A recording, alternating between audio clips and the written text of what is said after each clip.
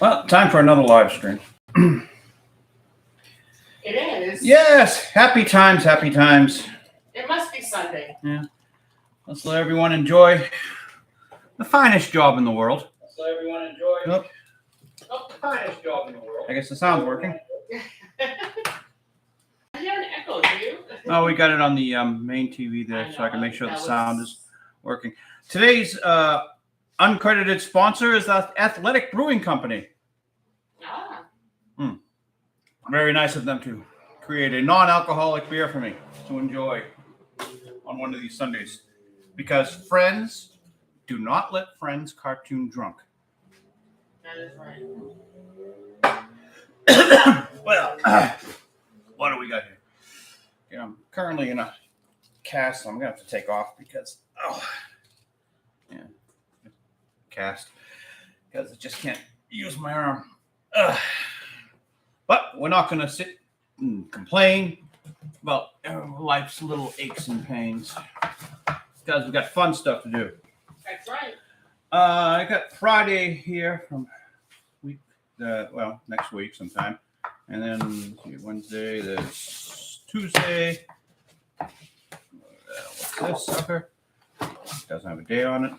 Thursday. And Friday. I think Monday's. Yeah, Monday's on the chief colorist has. All right. So. Oh, actually, I think it's done, but it's over here. Yeah, I'll grab it later. It's the you saw it. It's the with the laser pointer. We're ending out the week with Phydeaux and his clipboard. It's Friday, so of course they're in the bar. I finally have the results of this important poll that I've been working on all week. Which is better, dogs or cats? The conclusion? Dogs are superior. That's ridiculous. I want a recount. Okay, let's see here. I vote dogs. Yep, it's conclusive. Originally drew her, she was sort of reaching out, but that's better. She's just holding in her internal fury. Okay, we've got to ink that one. We'll put that aside. I'll toss this toward the end of the week. Monday is the cat boss laser pointer. You know, you chase a cat, you can distract a cat with a laser pointer. So the cat boss finally buys the bar here. Cat boss, we were just taking a break. We were heading back to work now.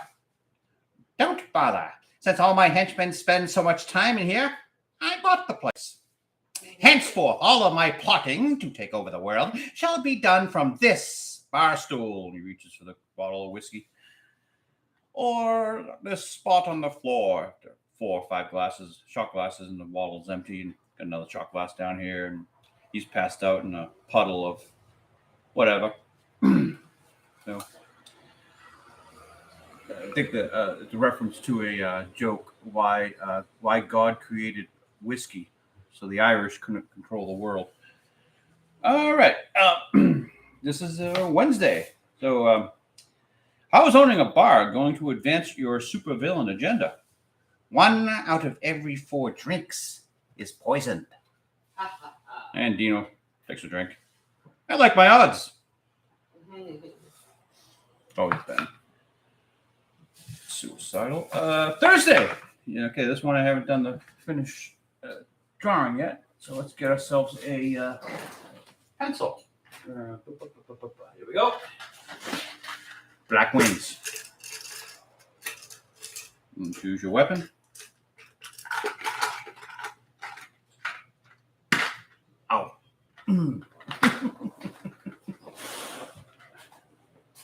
You wimp, stop complaining.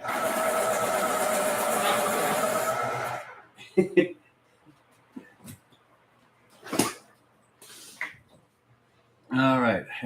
Cartoonists are notoriously the filthiest creatures on the planet Earth, so I have to put on this glove. It was not to dirty anything. Okay, this is just a typical cat joke where, you'll figure it out. Cat boss is running toward the door. Dino's the doorman, obviously. Well, open the door and let me out. Yes, sir. Let me back in now. Out. I'm going out. Let me back in. So it's just anyone who's had a cat or a dog. Dogs do this too. Let's just get him finalized.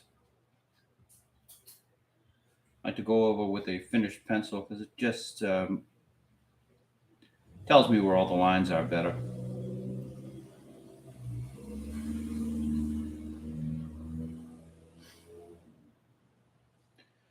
So, how are you this morning, Chief Colorist? Oh, I'm just ducking. How are you? Everything good in your world?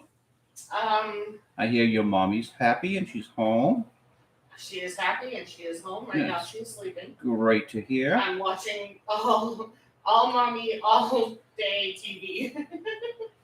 She has a nanny cam, so it's She said she did not sleep well last night, so I'm not giving her a hard time about sleeping now. yeah. Well, you naturally get all the sleep you need eventually. Yeah, I just feel like it's better if she would sleep at night because I think she's more vulnerable at night than right now. But whatever. I'm not gonna. She's home. She's happy. That's all I care about. Mm-hmm. My mother is quickly approaching 87 years old, so she's getting up there.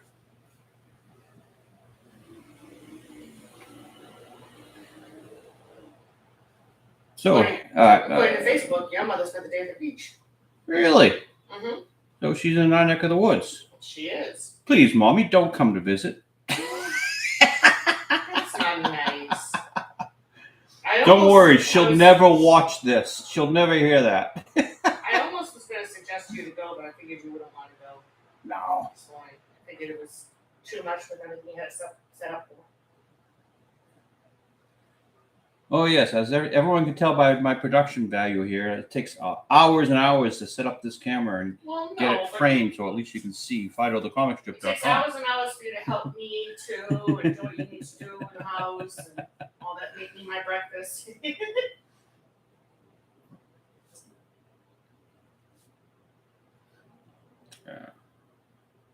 Where was it? Oh, yes. Henry Cavill has left The Witcher.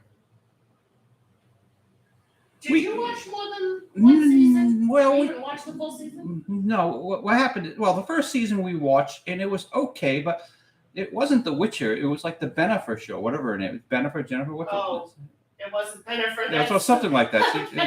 Well, it's supposed to be like Jennifer, Yeah, but they have it's slightly more different to make. Bennifer's Ben Affleck and Jennifer Lopez, by the way. Yeah. Yeah, Yennefer. Yennefer, yeah, whatever. Why? Yeah. It was the Yennefer show, and well, she was an interesting character, and it was okay. But I say, well, why is this The Witcher? Isn't this that video game where they kill the monsters? And okay, so I watched it, and then when the second season came around, it was just hard to follow. They just kept on doing the time jumps, and I'm a simple man. If you would just say this happened in the past and this is the present day or whatever, it would make a small mind like myself a little bit, make it easier for me to follow such a complex story as The Witcher had become. It was like The Walking Dead when they kept on jumping forward and backwards, and I just lost interest in it and drifted away. Yeah, well, we both lost interest in The Walking Dead a while ago. Yeah. Oh, are we allowed to talk about the new show we found, or should we be embarrassed? Oh, well, we will in a minute, but hold on. I want to finish with the. Oh, I'm sorry, I didn't mean to, but I just thought of it now. It was a great show. So, the writers of The Witcher said they were updating it for a modern audience. So basically, in these day and ages, means they're updating it for people who live in the California's Los Angeles zip code. And Henry was a fan of the show, so he gave them enough warnings.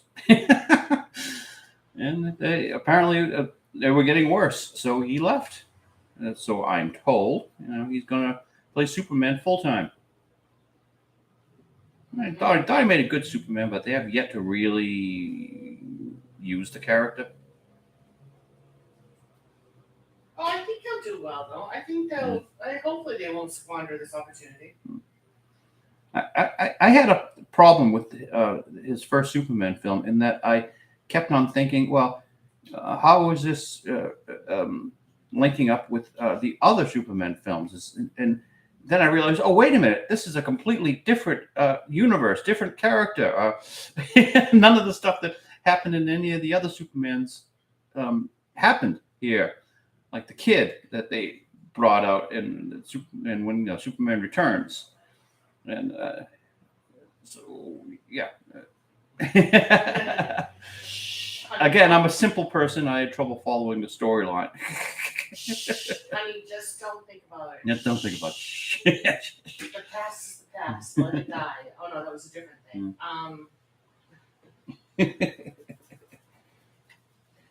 But the easiest way to force your view on someone is to not make your own shit, but use someone else's crap. You get a built-in audience, but you don't realize that you're going to piss off that built-in audience when you make your own.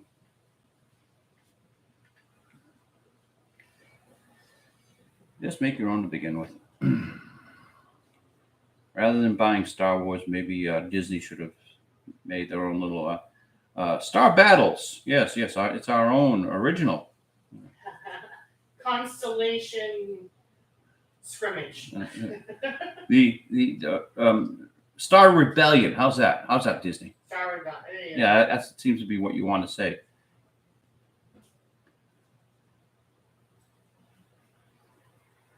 And it always goes right back to Star Wars, doesn't it? No matter how badly you try to keep it away. You know, I realized that I went through the 5 or 6 signs of depression with Star Wars. You know, denial, anger, bargaining, depression, and acceptance. Yeah. So you know when the morning.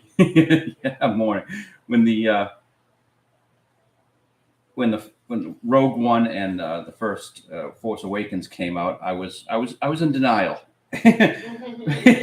Well, it's not that bad. It's better than the prequels. At least they're using real stuff, not all just computer stuff and real actors. And look, Kylo Ren is able to stop a laser bolt in the air. Isn't that cool? But then Mary Sue beats him up at the end. It all went. I think that movie. Well, the movie went off the rails much earlier than that, but the movie really went off the rails when he slices Finn across the back, and the old Luke Skywalker lightsaber lands in the snow, I think it was, and then Kylo reaches with the Force to pick it up, and it flies past him into whose hands? Rey. Oh, Rey. It should have been. It should have been Luke Skywalker. It should have been anybody. It should have even been. They really should have made Finn the Jedi character, but I guess not. It should have flown into Finn's hand. I'm not done yet. That sort of thing. Yeah. But no, they had to give it to Rey because she's the Kathleen Kennedy stand-in. Of course, this is going to be a female's journey, a female hero's journey, a heroine journey. Oh, don't try so hard. Well, I don't want to use the word heroin because it's a drug. It sounds Yeah, just give it up. It's just. So that was denial, and then when Last Jedi and Rian Johnson came, that was anger, for obvious reasons. I'm giving this joke away free to Robot Chicken. Admiral Holdo is about to fly the starship into the kamikaze mission in the end, and the Millennium Falcon comes out of nowhere, smashes into the bridge. A bloody Chewie crawls to the bridge where Admiral Holdo is laying on the ground, and he cradles her in his arms. And subtitles: "We will not win this war by killing ourselves, but by saving those that we love." Have him do the Rose Tico. Yeah, that was a. So now, if you're going through the stages of grief, are you going to get to acceptance? Are you going to hold it? I'm getting there. Oh, you are? Okay. Then, when Solo hit, I was into bargaining. I was saying, fire Kathleen Kennedy, fire the writers group, and then maybe I'll go back and I'll go back to Star Wars. I'm bargaining with you here. Do something to improve this. And I. Work with me, people. Work with me. So then depression hit with the Mandalorian, and then I heard it was a pretty good thing, and they had the whole Luke Skywalker return. But I wasn't going to watch it because I was still saying, I don't trust you people. I know you're going to ruin it. I know you're going to break my heart again. But Charles, we're not like all the others. So that was denial. And with the new one, Juan Solo, whoever he is, Andor, I'm in acceptance. I have accepted that Disney Star Wars is never ever going to be worth watching. The Obi-Wan Kenobi series was horrible and insulting, and they had to make it a female's journey again by bringing Leia in. Why wasn't Leia upset with Obi-Wan's death? If she had this huge backstory with him. Yeah, she's known him since she was a little girl. Yeah. So he saved her. Where Luke apparently only sort of like isn't that that old hermit who lives out by the dunes? Yeah. So Luke was completely crestfallen with Obi-Wan's death in A New Hope, and Leia was like, "Oh, cheer up! I lost my whole planet. You don't see me crying." But she should have been a little bit more upset. You think? This heroic man who saved me as a child is dead, and so yeah, they dropped the ball again, which is what brought me to acceptance. Now, they're saying the sixth one in that is finding meaning. Now, will I ever find meaning in Disney Star Wars? I think that boat sailed. So I'm at acceptance now. To tell everybody. Well, that's good. And speaking of franchises that are gone and never to return, they've finally canceled Westworld on HBO. I didn't even know it was still on. I vaguely did, but that show I loved only because there is so much nudity. I'm sorry, I'm a man. I like to look at naked pictures.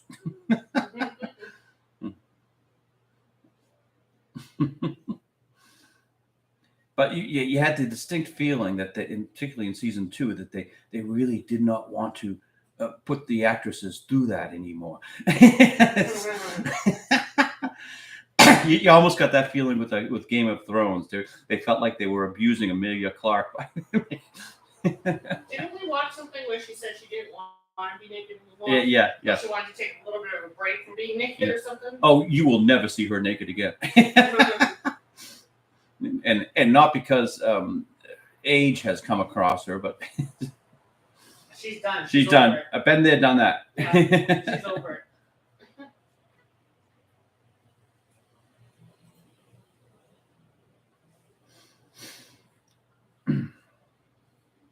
But Westworld, I don't know what happened. I can only assume that the original writer left, because that was season was awesome. Yeah, season 1 and season 2 were not written by the same people.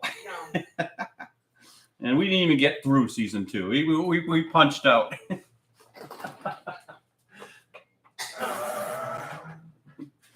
I mean, I can tell you the exact moment I punched out of Rings of Power. That was exactly at the halfway point in the second episode.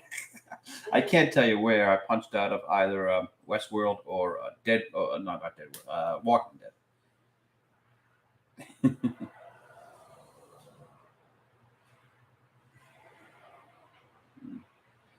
So yes, we were going to talk about the new Guilty Pleasure TV show that we just discovered last night and binged all day long and finished. I'm shocked it was enjoyable. Yeah. I'm It had floored by the fact that we enjoyed it. It had all the dog whistles of woke garbage, but they did it fine and respectful to the franchise. And this is not even a franchise I was not even watch. a franchise I was aware existed. Well, no, I knew existed, but I didn't know. I guess there were many I sequels. think I've watched I think I've watched the movies, but like not actively, and I'm not. What are you guys talking about? Chucky. I know Chucky. Child's Play, but they call it Chucky. We watched Chucky the TV series, and we enjoyed Chucky the TV series. And I don't know if I'm embarrassed by that or not, but it was actually pretty good. It was funny. It was suspenseful. I mean, it was ridiculous to see the little legs running, but I mean... The main character was a gay boy, but it doesn't matter. I mean, who cares these days? Like, especially, and fine character. The romance was okay. The whole thing was good. And the bully was this blonde future Karen to be. It was funny as hell.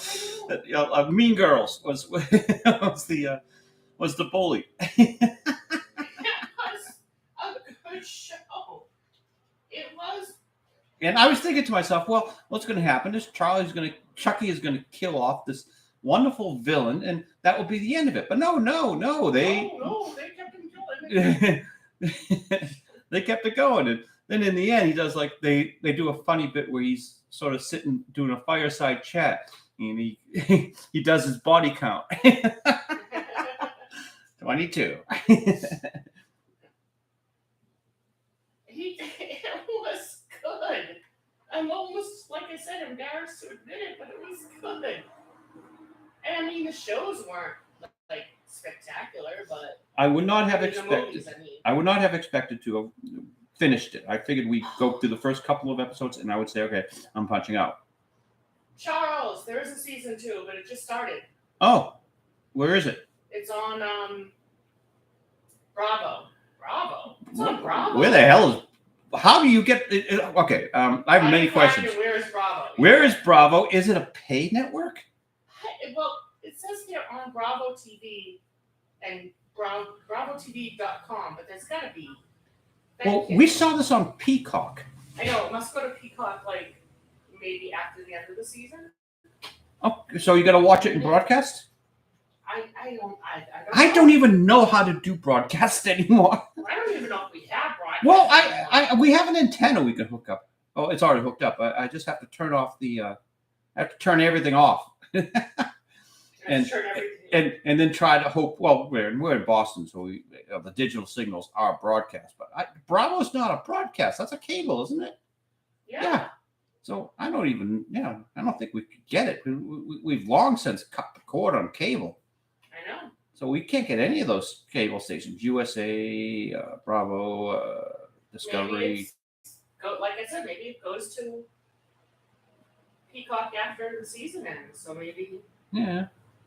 We can watch season 2 when it's finished. Finish it again like we did season 1.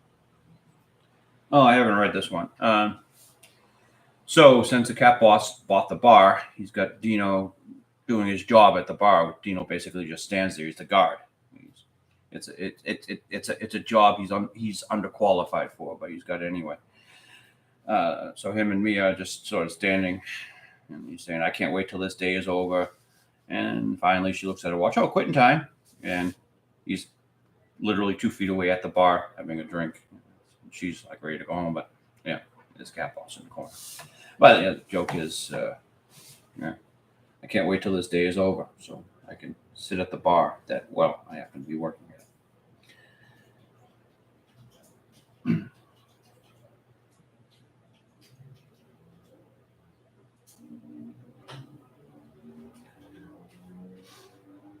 See, this whole week is just sort of in the bar. So this is our Friday strip where they end up in the bar drinking. So hey. I was going to say where they end up at church. No, Sunday is the church day. That's when we're here. 1, 2, 3, 4, 5 clasps. And she's got a pocket on her there. Second pocket.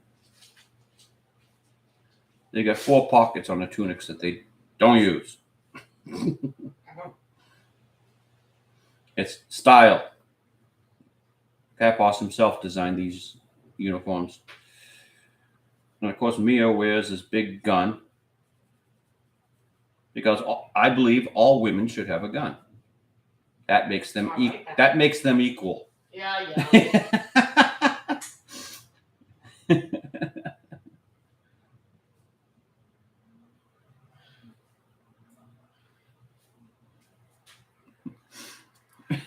All women, even the crazy bitches, should have a gun.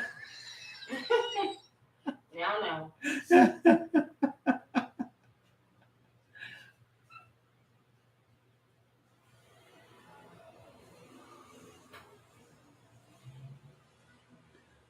They're rather than saying gun control, they're saying now gun safety. That's the new way of attacking the Second Amendment. How can you be against gun safety? It's amazing how the English language can skew things in different directions. Well, it's Orwellian newspeak. Mm-hmm. And it works. Still. No, it doesn't work because even someone as stupid as this cartoonist can see right through it. What they mean. I mean,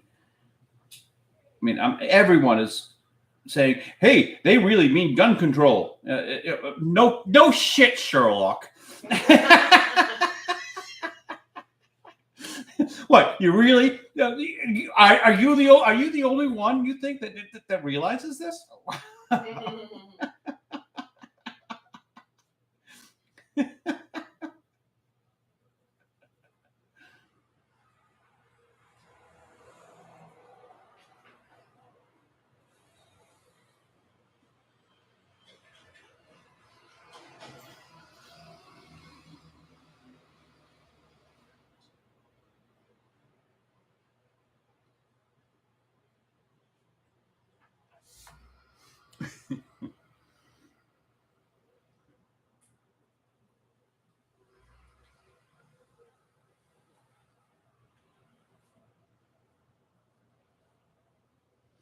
Yeah, it's one of those moments of silence that someone on the commentary says that they enjoy. I enjoy it when he just shuts up and I can follow the line. Maybe they mean me. They want me to shut up.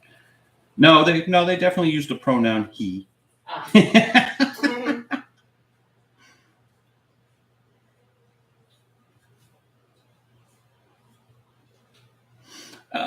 I believe elections are next week.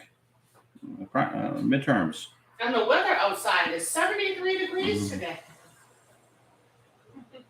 Depending upon your state, 20 to 40% of all votes are fraudulent.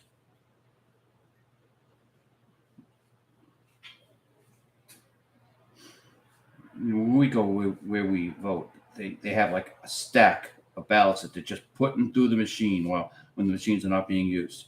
Oh, these are absentee ballots. Yeah, bullshit. I know my state's corrupt. We would never have put the people. we would never have sent the people to Washington who are there now. Believe me, Massachusetts is not as bad as our congressional delegation would lead the rest of the world to believe.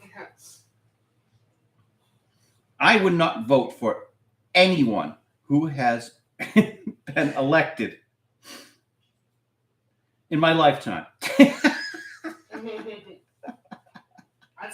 That's good amount of people. No, actually not. No, in Massachusetts, it's probably only 3 people. Because they just get elected and they stay.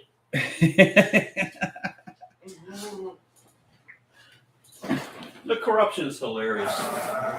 In your lifetime, there's been what? 2 senators next year? Well, Kennedy, Kerry, now we have Warren.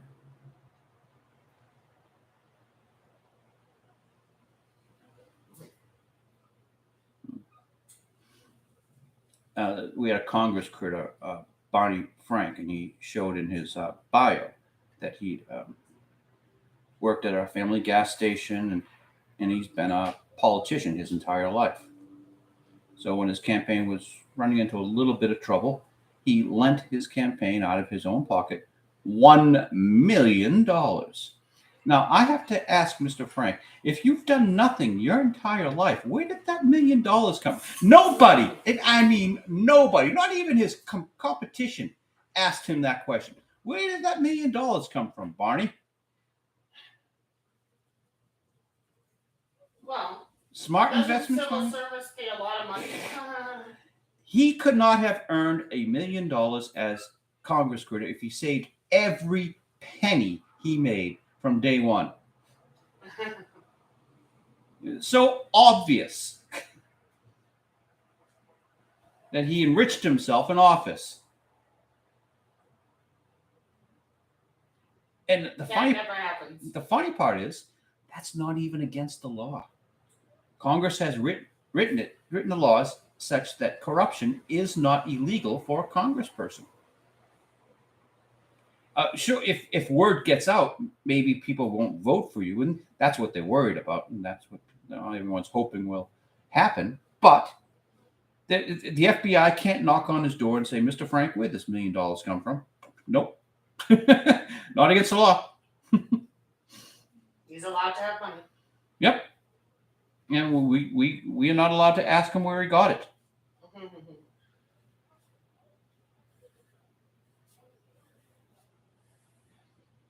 And Harry Truman said, "You cannot become rich in public office unless you're a crook."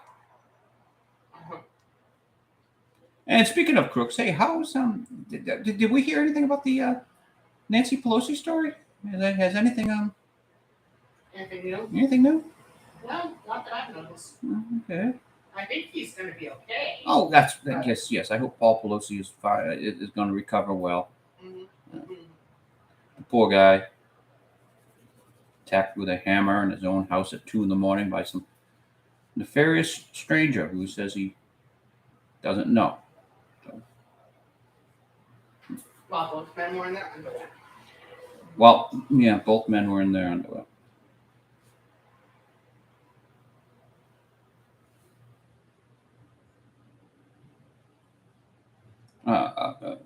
Heartfelt wishes go out to the Pelosi family, and I hope Paul's can recover fine. I hope they're able. Everybody to get hurt. I hope they hire a glazer to fix that glass that was all over their patio. Yeah. Fortunately, none of it got inside the house when the intruder broke in. When somebody broke in? Yeah, fortunately, none of them. Somebody broke in? When someone broke in, none of the glass got in the house, fortunately. It's all out there on the patio, so easy to clean.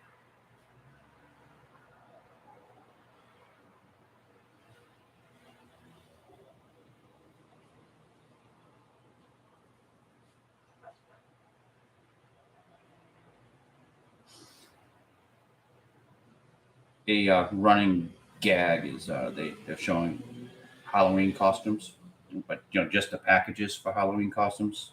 Oh yes, I've seen some of those. So there's one for the Paul Pelosi intruder. It includes a hammer and underwear and.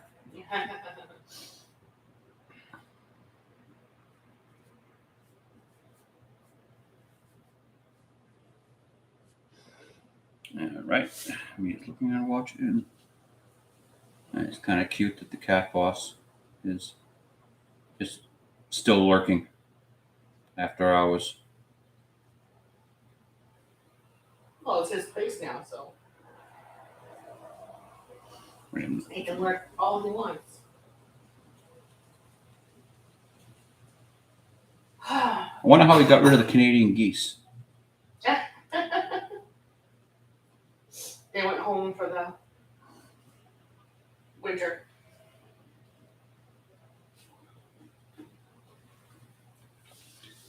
Well, we don't have pigeons anymore. The Canadian geese are pooping on the cars. No, we had pigeons in Walmart, remember? Yes. The Canadian geese are pooping on the cars that the American pigeons can't be bothered to poop on. And if a Canadian goose poops on your car, you know your car's been pooped on. Yep. Big, black, messy. Oh, you get poops. They're just they're like cow pats.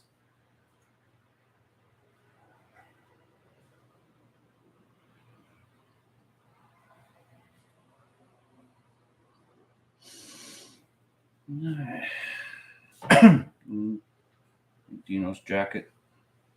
Yeah. I'm trying to move the camera because it wasn't in the right spot. Because I was looking at my mother and it keeps like moving too far. Sorry, in case you hear me over here like Okay. You've got a baby monitor on her mother. Yeah, you said earlier. Yeah, I know, but I'm trying to figure out. I got in closer because I was trying to figure out what she was having for lunch. Because I'm that nosy. And anything good? I think she's having soup, but I can't really tell. So no. Looks like it might be soup and a bagel, tomato soup and a bagel. Good. Well, the woman made it for her. So, it's whatever she decided to make for her. I'm afraid they think we don't have the right food in our house, so I think we really need to go grocery shopping today and tomorrow. Well, make a list of what she wants. Sir. I already did. All right.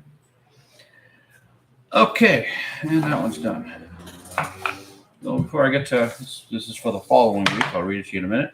Let's check out the editorial cartoon. This is a new Russian tank design. The ammunition is stored on the outside, as it is marginally safer for the crew. To explain that joke, the Russian tanks, they have an auto loader. All the ammunition is kept on the inside of the tank, right next to the crew. So when those things start cooking off, the crew is, of course, the first victim. And I added a little guy here who's on the outside of the tank because I guess the Russian soldiers are so used to being that close to the ammunition that he thought that's where he should be sitting.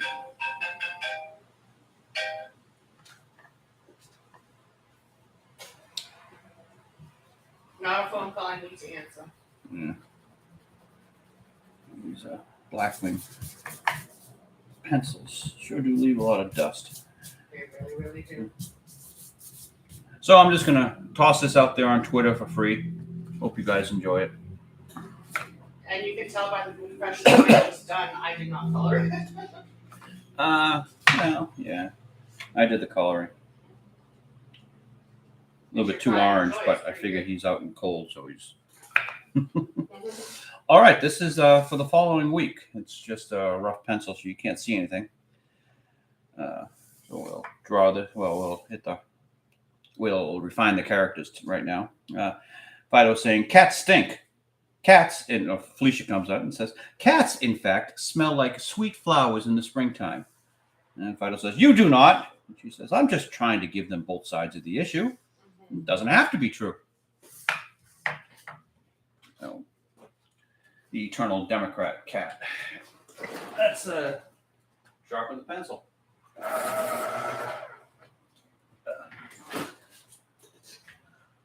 Lubricate the cartoonist. Oh, that sounded super creepy. What? Lubricate the cartoonist. Oh, no. Sorry, it sounded creepy. Beer.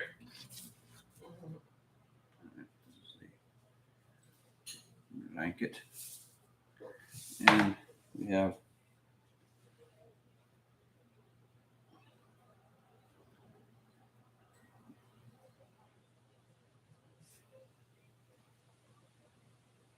Jane poking up her head there on the other side. What's going on here? Why is Jane in Beau's bed? They must have gotten married somewhere off script. I do believe they're living in sin. They got married somewhere off script. That's the only excuse for it. Well, this is a sitcom design in the comic strip, so the characters have to reset to their original starting positions at the end of the day. Wow. So no, of course they could not have gotten married. Oh, well, then okay, they're living in sin. The reason why I did it like this is I thought it's funnier visually if Phydeaux is just harassing them with this sort of thing while they're trying to sleep. Oh yeah, no, it definitely is. You gotta go for the visuals. Because if I just had them sitting on the couch, or actually, I think originally I thought I'd have him do this in the bar, I've done an entire week's worth of bard stuff. I think we can get away from it for a couple of days. Mhm. What's good now is I have to do a Friday bar joke every week. I can bring in the cat boss more often. I'm trying to use that character, but usually when I use him, I've got to do it from the layer. But now you've got him So then I've got to come up with out of the layer. with a joke that explains why they're at work. Yeah, Dino and Bo are henchmen for a supervillain cat. Which is, next to cartoonist, the best job in the world. I'm just kidding. Right. Bo is just not wearing his shirt. Underneath, he's got pajama bottoms. Okay. Okay. Okay. And Jane is wearing underneath this blanket here. It's a tube top sort of thing, completely covered. All you see basically are her shoulders. So it's not like there's anything salacious going on here. Yeah. But as a cartoonist, you have to sort of enjoy your small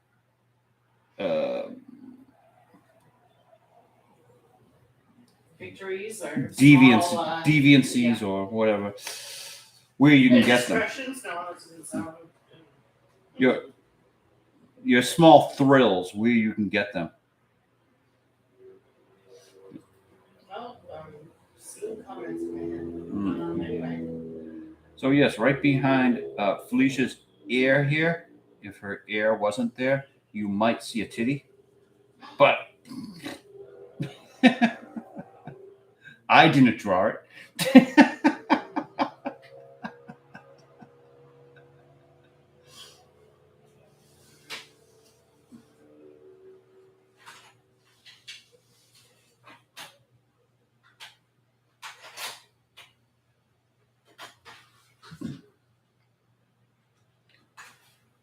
So what's the difference between a titty and a boob?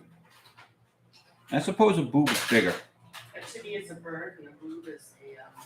No, a tit is a bird. A boob is a bird too. A boobie. Yeah, I was just gonna say that. That's why I really didn't finish my sentence. I'm like, well, okay, got myself into a whole. Well, actually, a boob could be like an idiot. Yes, He is such a boob and that sort of thing. And it's also that be a male idiot because you would never call a woman a boob unless you were referencing My boobs. right. Yeah. There goes that phone again. Another caller. Yeah, we don't need to answer any stinking calls. And now, Bo's eyes at half mast is laid back and he's staring at the ceiling.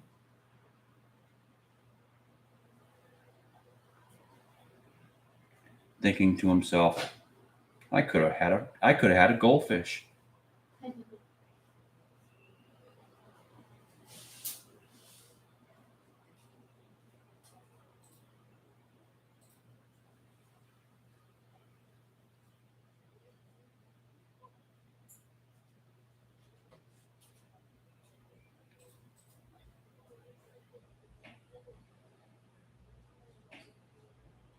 These are his hands, so he's pulled the blankets up. That's why this blanket was down this way. Now it's up this way with a couple of wrinkle lines. And his feet.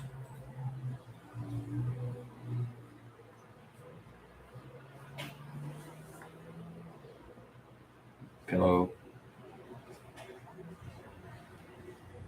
Now Phydeaux has that usual look of contempt that he has when he's looking at Felicia. Mm-hmm. Ears it down a little bit.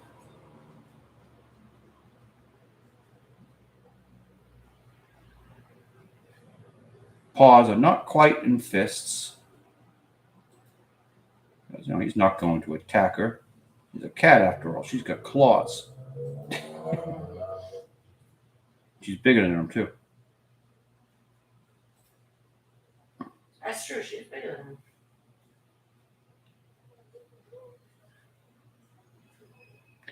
Intentional. I know. Felicia is loosely based on my sister Lisa. And do you want me to tell the stories of my sister Lisa? My older sister Lisa spent a lot of time in karate as a child. So she was a bit of a bully.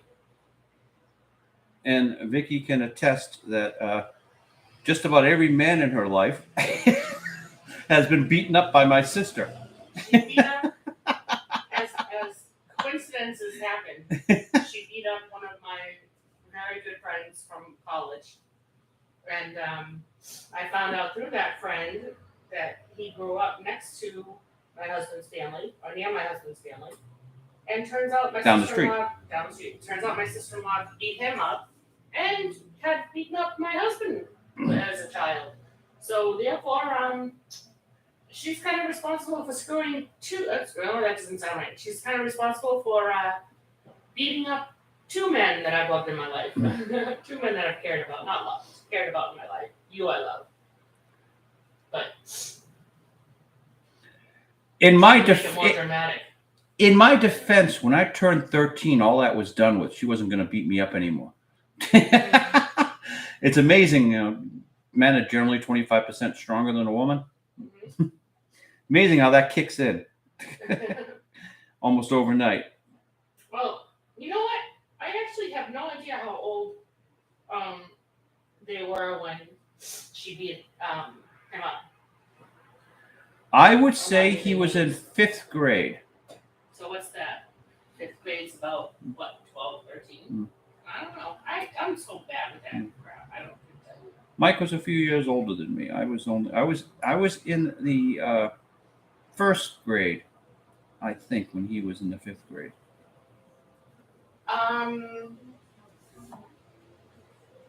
He Maybe Yeah, my he was like- maybe my 2nd year of the 1st grade. no, he was I think 3 or 4 years older than I am, so that makes sense. Hmm. I can't remember exactly. Vicky's older than me. By not even a whole year. 8 months. Might as well be 8 years. Might as well be 8 years. No, what gets me though is it goes into a different actual year, like numerically.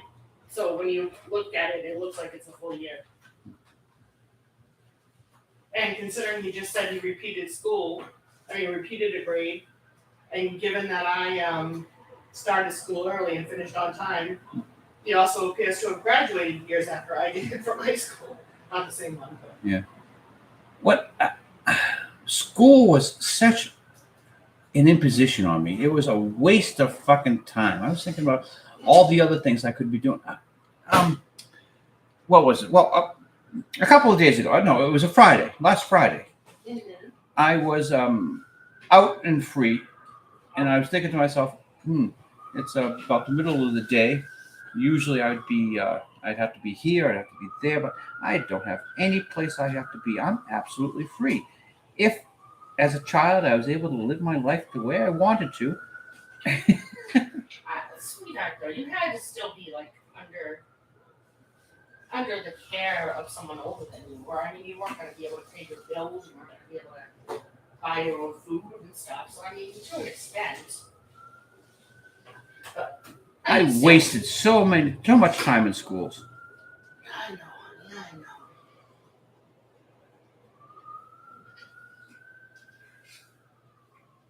And they taught me nothing. I did not know art school existed.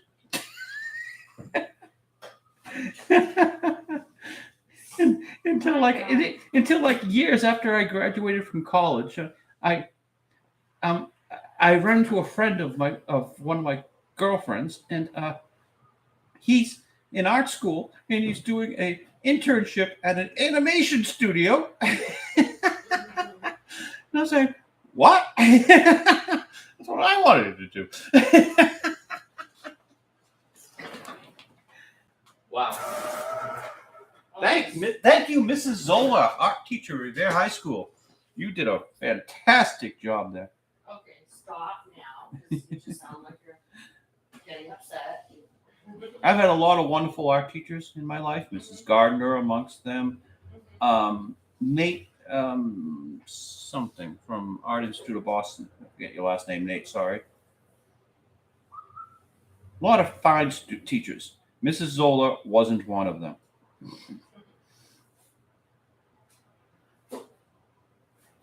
I suppose this term didn't exist back then, but Mrs. Zola was a Karen. Well, the term existed back then. No. No. The name existed back then, I mean. Oh, but well, the term of. But it was not linked to the behavioral issues it's linked to now. Someone was not. She was like a wine mom, but without kids. Now, did you know for certain that she had no kids? Because Well, yes, because I also knew her husband, who was the librarian at the time, and I swear to you that Mr. Zola was a man's man, if you get my drift. Yes, I do. It was really strange because Mrs. Zola at the time, she was like a faded beauty. You could tell when she was younger, she was much more ripe than she was. How old of a woman are we talking? She was in her 30s. Oh, Jesus. Oh, really? So she was that old, honey, huh? Well, yeah. Anyway, let's not go down that path. She was rapidly approaching the wall, shall we say, at warp speed. But she's still dressed in these tight little skirts and stuff, and tried to. And I just didn't get the character. She had the peroxide blonde hair, and what an unpleasant human being.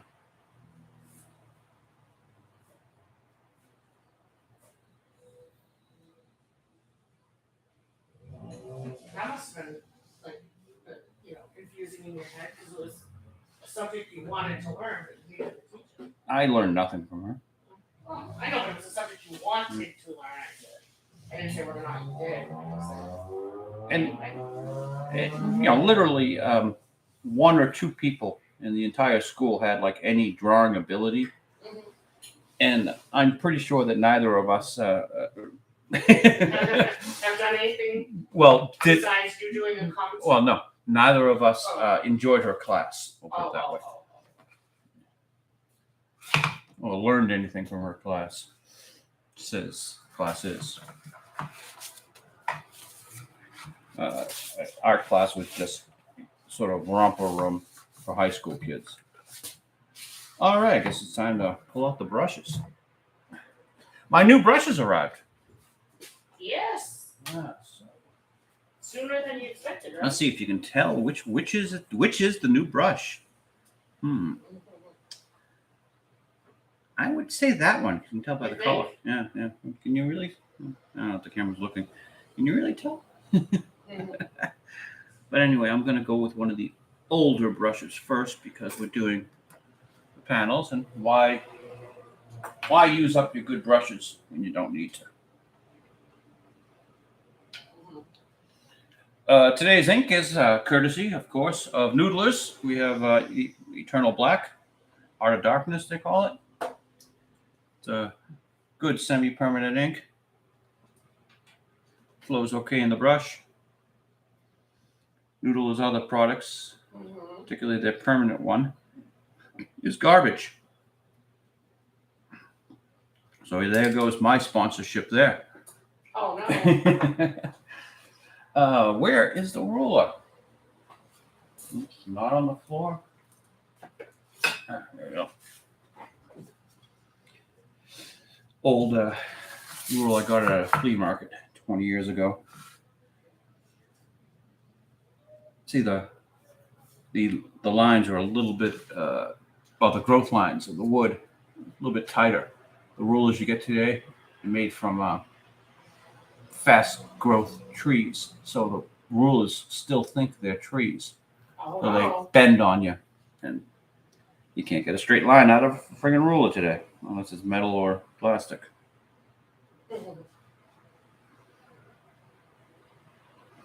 I wish some art supply company would find some nice old growth trees and make a bunch of really nice old fashioned rulers with the metal edges.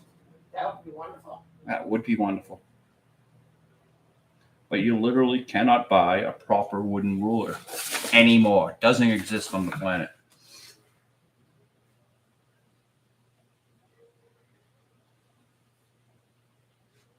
People don't know what they have sitting on the bottom of their junk drawers. Oh, I know, right?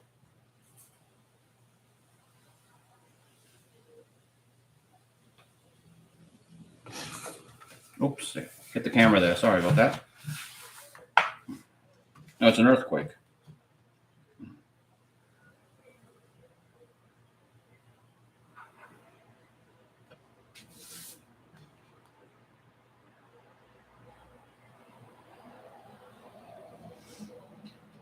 So there has to be some evolutionary reason why the human eye will pick out parallels. It's very easy to see that that line that the ruler is sitting on is parallel, is following the line I just drew.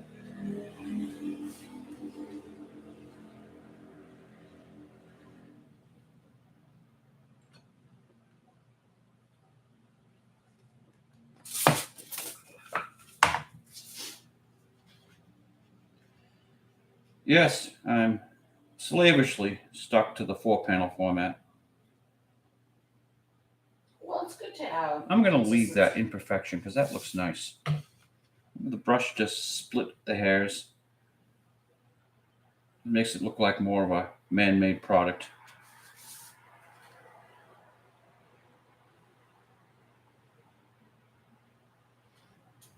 That little split there, I like the look of that.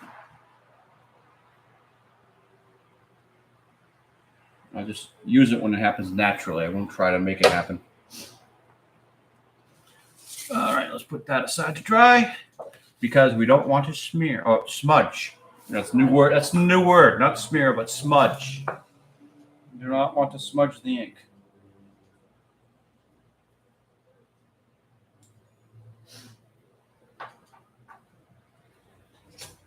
All right. A little bit above the frame here, but I think you guys can figure out what's happening.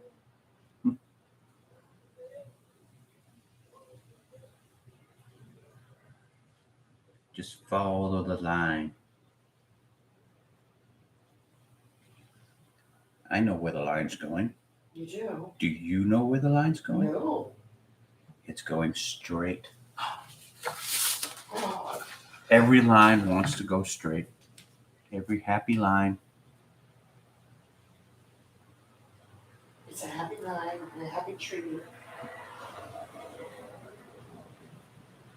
See, look how happily the line goes straight. And what's it going to be? It's going to be right next to its friend here, who's also going straight across. Oh, and see, this line starts here and he ends there. Okay, we're just about out of ink. That line is telling me, so let's ink up the brush again so that we can make another happy line. Another happy line. Now, we know from experience that, see that point right there? That is a major smudge spot. It is. Yes, so I have to avoid smudging it. But I've already sort of overshot a little bit. So I'm going to hit that with whiteout anyway. Mm-hmm. So I guess I have license to smudge. I guess you do. And You've got a license to smudge. another happy little line. That one ended nicely.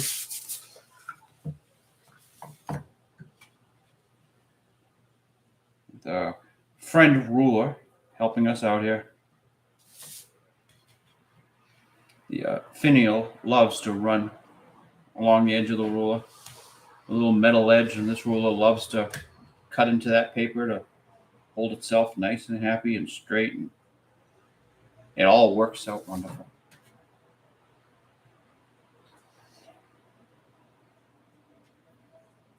This Does anyone wonder why I love this?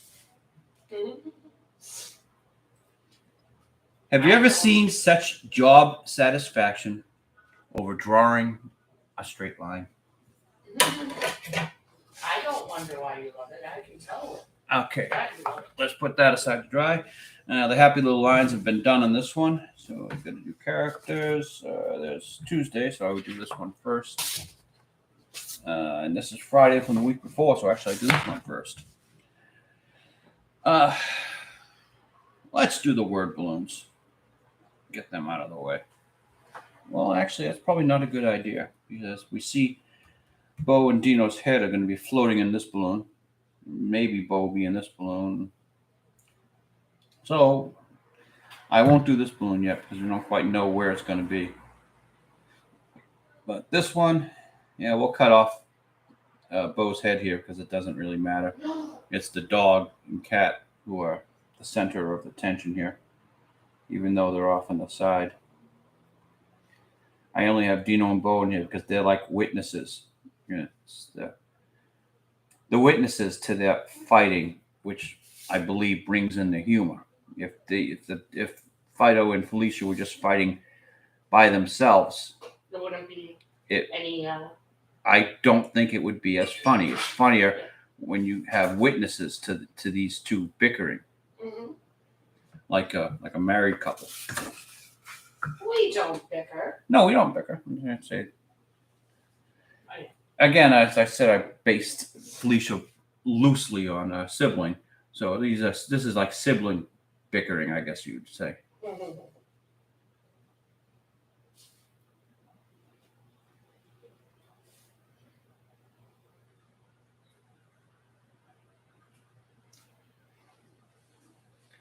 Yeah, I'm not going to do that panel yet. And do I need a word balloon with I want? That's ridiculous. I want to recount. I don't know. I think you could probably get away without one. Let's leave it. Yeah, let's leave it now. We'll think about it.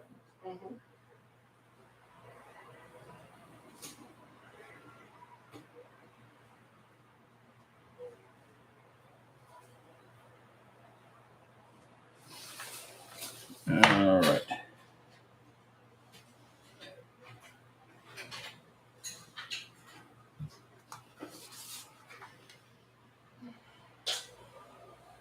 I'm just going to freehand this. I could do it with a ruler, but I don't like the way the arrows for the word balloons come out with rulers.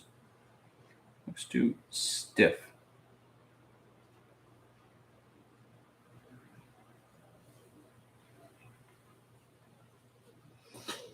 All right.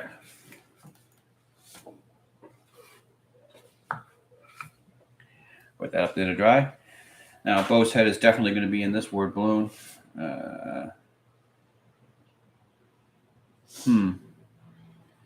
Here's the thing. I can easily put Dino in the balloon here, but then I'd be if I put Bo in, his head is hitting too close to the letters. I like to keep some sort of airspace around the letters. It's close to the letters here too, but I can't cut his head off at that point. So it doesn't work. So since the cat boss is talking here, these guys are just witnesses. I'm going to cut their heads off completely in this panel. Boy, I hope YouTube can sense syntax. No, it can't. And I would refrain from saying that sentence over and over again. Yeah. Oh, we were talking about Chucky earlier, so Yeah. it's they probably expect us to be talking about it. Now, do I do the upper balloon? I like the look of it, so I'm going to do it. But I got to let that dry before I do that, so we're not going to do that now. So it's to avoid a smudge, smear, schmegma. Yeah. And now that I've done that, I'm going to smudge, ain't I? Why don't you learn? And we can have Bo's head in the balloon here. Let's see, I did a smudge.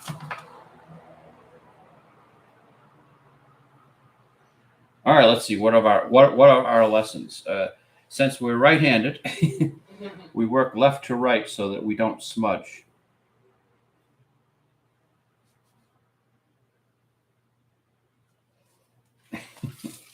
I didn't learn my lessons with this one. I did right first. Well, yeah, sometimes we forget the lessons we've learned.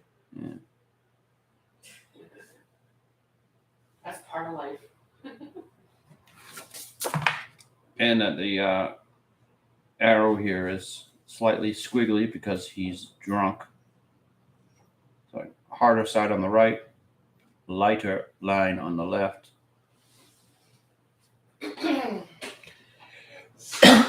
All right. And we'll leave that for now. And finally, yep. Let's ink up again.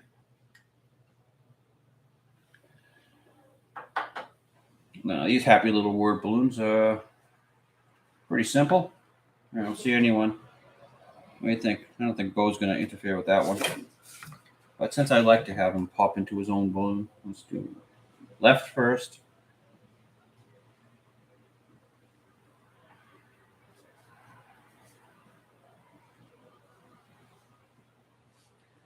And yeah, just a corner of his head is going to pop into the balloon. Not a problem.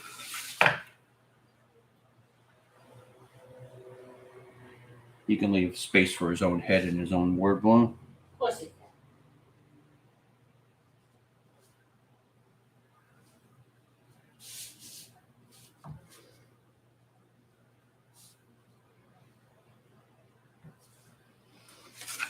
All right. And left side first.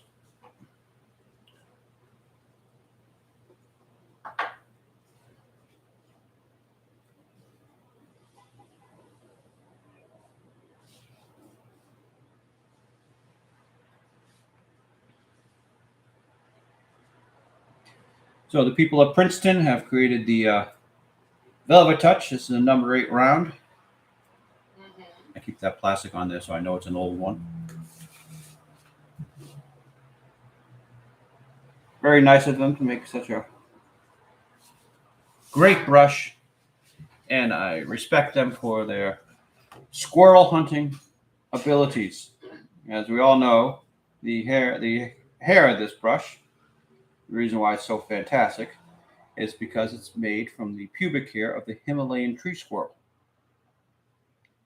There are not very many trees in the Himalaya region, and it's also very high. So they have to send a guy up there to capture the squirrel, because the squirrel is not going to donate his pubic hair himself, which is why it's so expensive. They should really do like a nut exchange program or something. All right, You can line up, donate. let's put the editorial cartoon away somewhere. All right, out of the way. And this one requires lettering. Now I'm going to use the old brush for here. New brushes are great, but they do give you a really fine line, and it does hurt the lettering that you can't get as much of the character I sometimes like to get. So I'm going to put stink a little bit thicker. You know, he's saying cats stink rather than cats stink.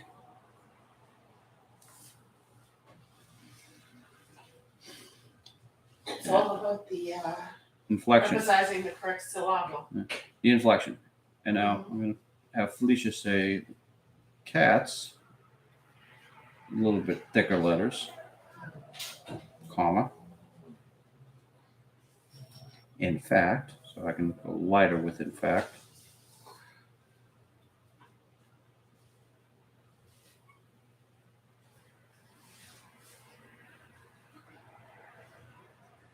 I think it's been a while since I've explained the Phydeaux font.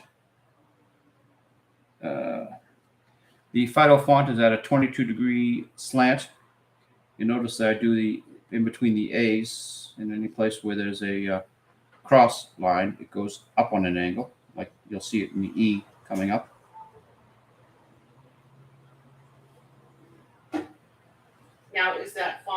PHONT. Yes. And with the E, the center goes up. The L's also go up a bit. Now that's the Phydeaux font, ladies and gentlemen. You should bring it to a computer keyboard near you.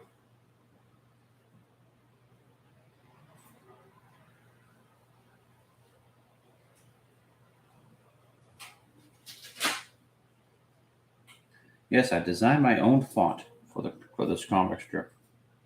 Years of development.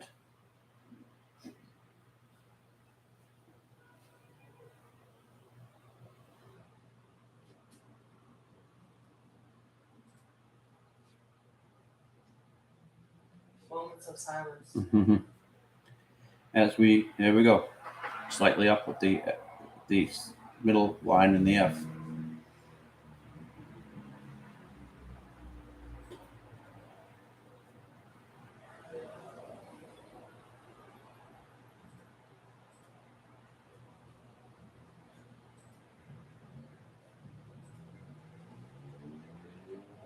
So I like to do the lettering before I do the happy little panel lines, because you want to keep as much white space as possible between the letters and where the line actually begins. So if I were to have already drawn that line, I planned on putting that line right there. That's very close to that S. And why would I crowd it when I have all this free space on the left? That would have been a mistake on my part. Now I can move things over just infinitesimally, and you'll look much better.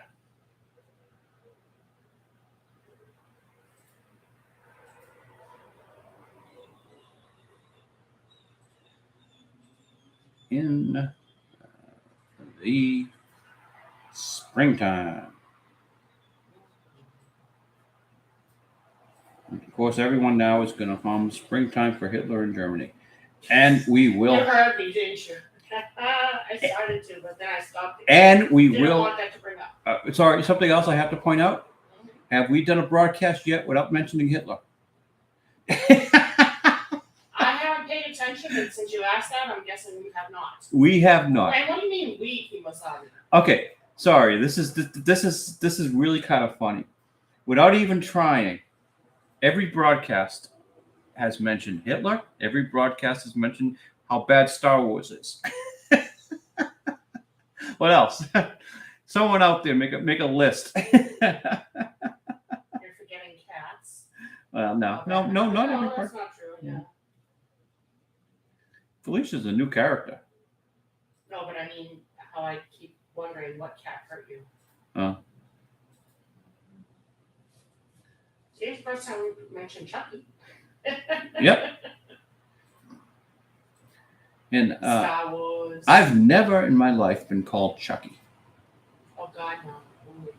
I'm not a You know, Chuck. that never even came into my head. Yeah. Like when I was saying Chucky and when I referred to it, never came into my head. It's a diminutive of Chuck. I don't do that. Yeah, I've never been a Chuck. You can look at me and you say, nope, that's not Chuck. Sorry. I want to say I could not pull off Chuck. When you think of Chuck, you think Chuck Norris. You think, I mean, they even called Charlie Brown Chuck. Peppermint Patty called him Chuck. No one has ever thought to call me Chuck. You say that, right? Yeah. But I believe my Uncle Leo called you Charlie or Chuck or something. No, like that. Charlie. Yeah, He called you and Charlie. I'm not. My father was Charlie. I know, but he meant it in the deepest and kindest way. Oh yeah, he's a great guy. Yeah. He was a true gentleman, and that was an attempt at, friendship and whatnot. He died at 99 years old. Yeah, he said he did not want to be the oldest man in Brooksby Village. I know.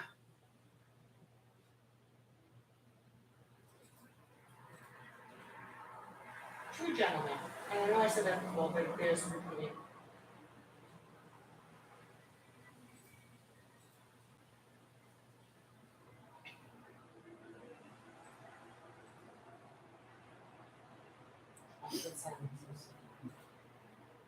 Yeah. Just follow the line.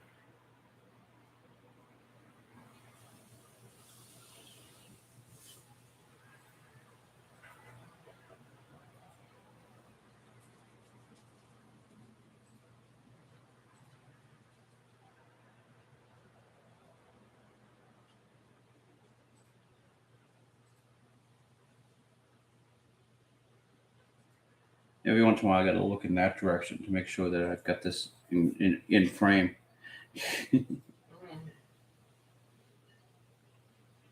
I can't really look too much, or I definitely can't listen because it's a little off. Yeah. So it throws me off.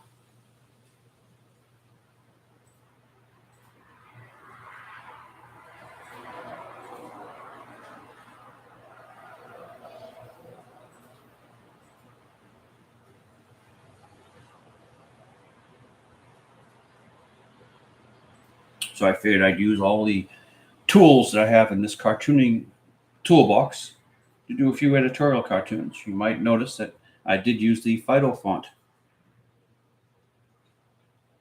in my first editorial cartoon of this series. Of this series.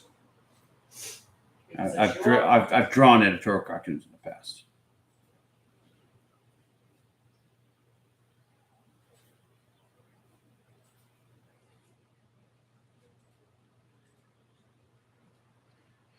But only a few of us have ever made our own fonts. There's S. Clay Wilson, and I believe Robert Crumb made his own font.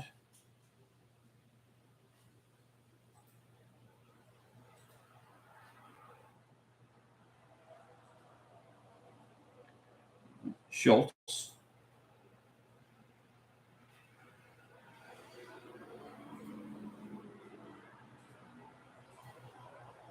I did not know that about Schultz. He was very proud of his lettering. He used a steel nib pen and put a lot of work into his lettering. Sort of an inspiration of mine.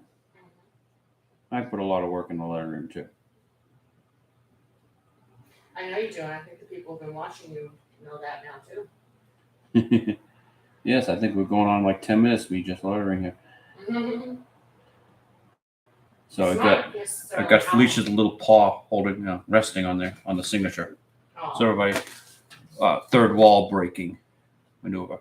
And why is it a third wall, not a fourth wall? Because this is a flat two-dimensional surface here. All right, I'm going to do some brush maintenance. So this is that special time of the day in which we write IMTERMISSION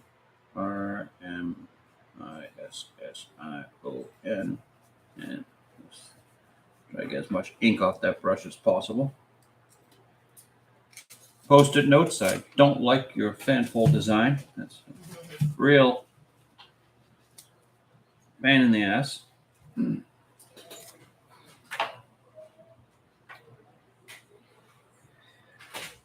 What the hell? Let's get another beer while we're away.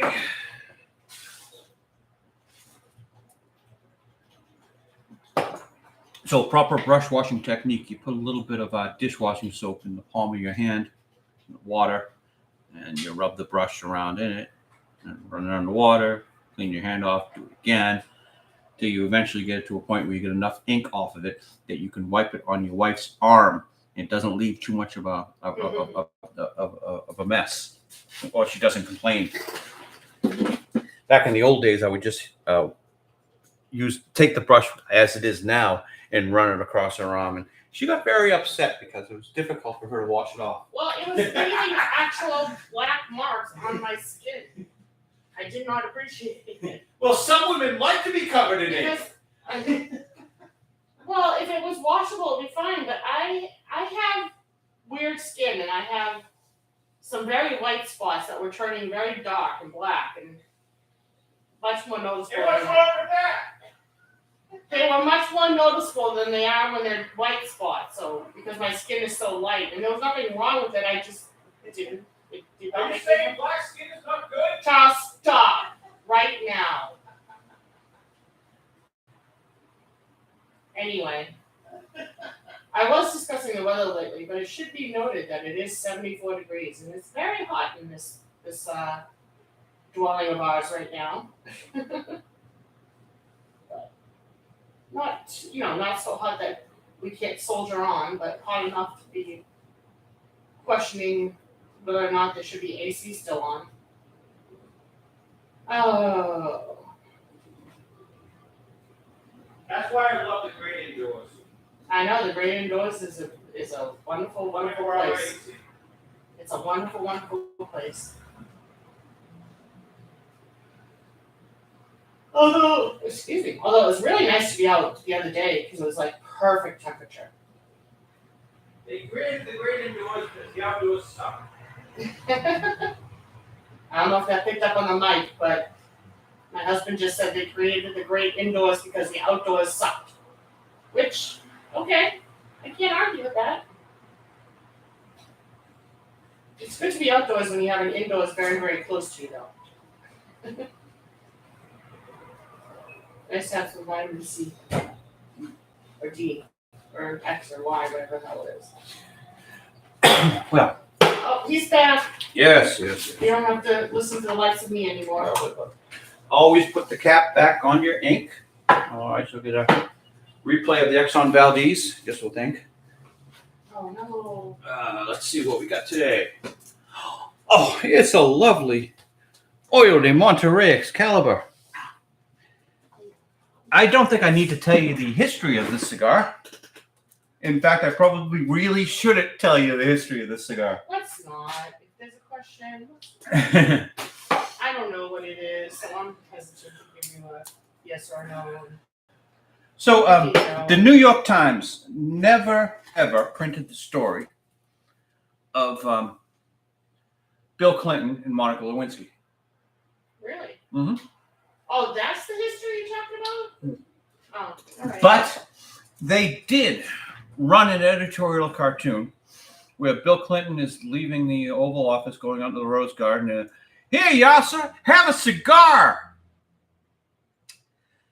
Anyway. This is the same brand, same style, Maduro, that Bill Clinton All right. used with Monica Lewinsky.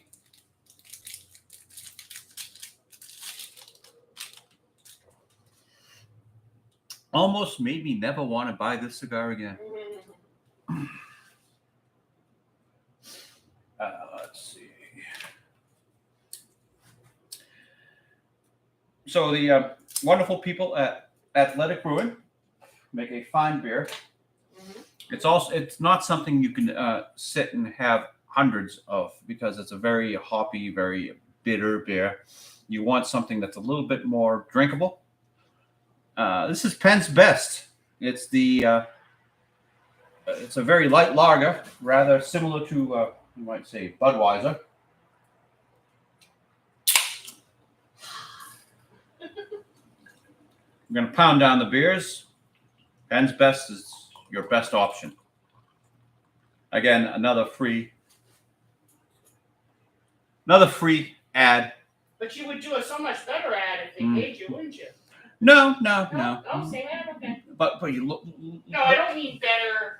Look at that sexy droplet of water as it cascades down the can. I mean better produced, not better in that you give them a better review. I'm pretty sure this is the finest ad for Penn's Best beer they've ever had. Look at that droplet. Do we know of any other ads? That's the finest advertisement Penn's Best has ever had.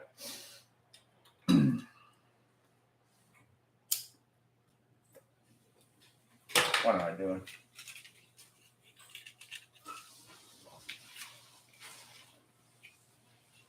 I'm sorry, honey. I have to block your fan for a second. I am like sweating over here.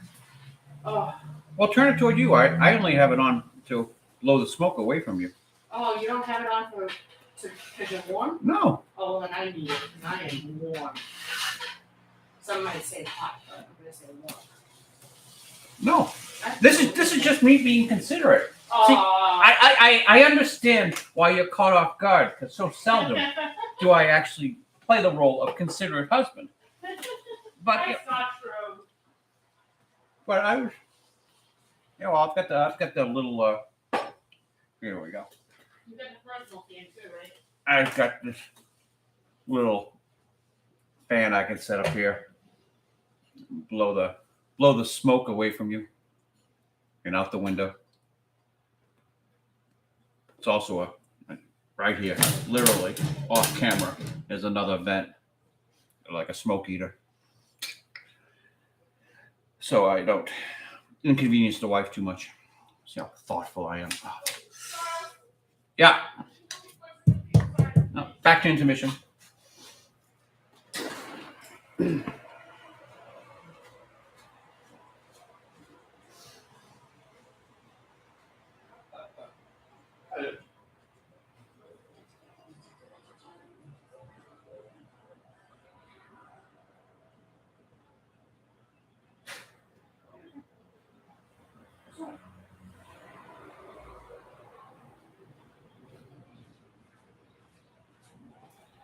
Well,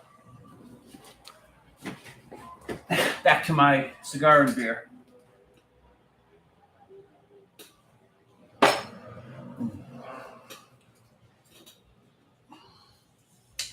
Now this one needs panels, but I've already washed that brush and put it away.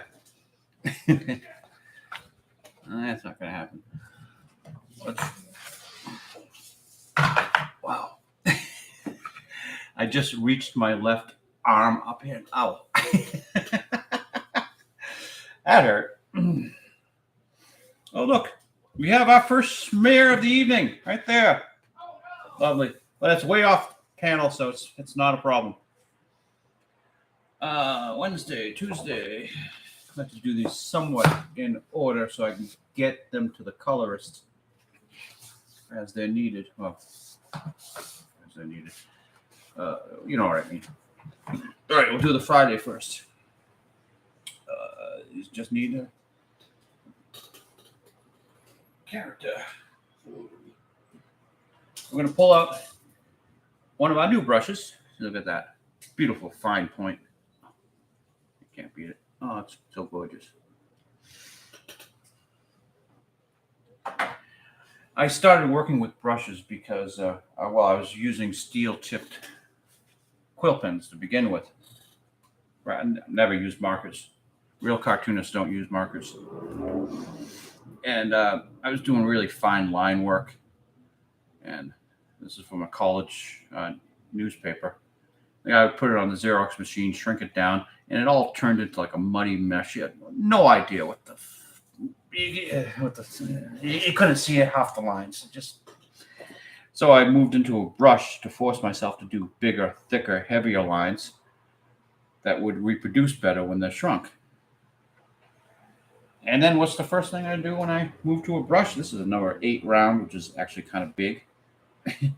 I find a really fine point so that I'm still able to do the smaller lines that just disappear anyway. But they're there, and I know they're there.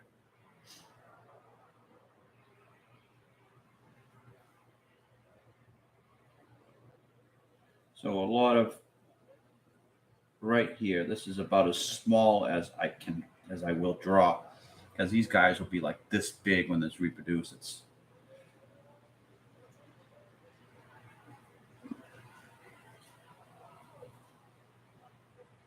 barely readable.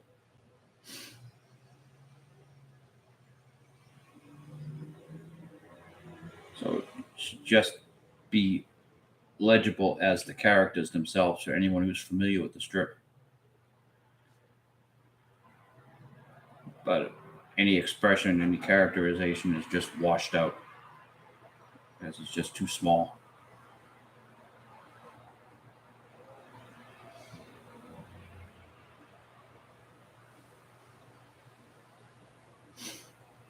I'm going to spin the comic strip here because I want to get these.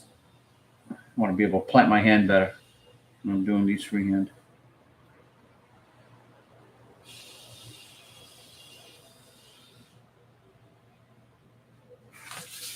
See, if I were to do this, I'd have to reach, and I might not get the control necessary.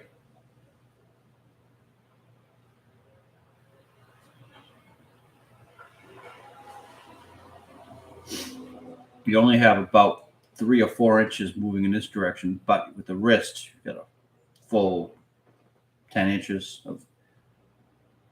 of movement that you can control.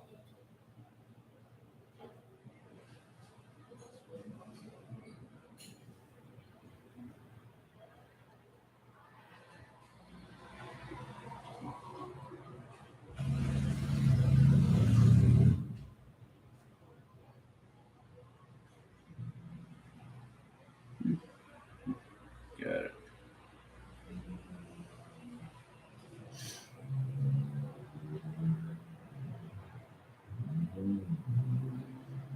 So I grew up with comic strips with main characters spent most of their time in bars. Does anyone remember Andy Capp? That wife-beating alcoholic. Wow, the stuff you could get away with. And arguably, there was much more censorship back then than there is today.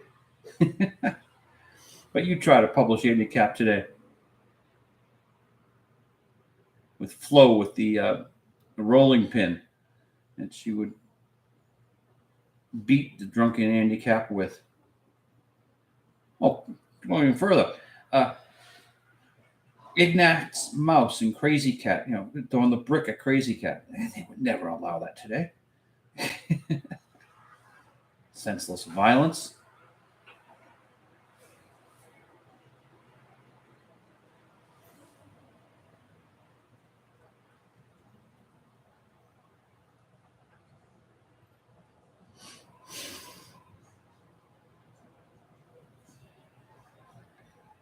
Don't get me wrong, I'm all for censorship. It provides you with a framework for creativity. You have to get around what you can't do.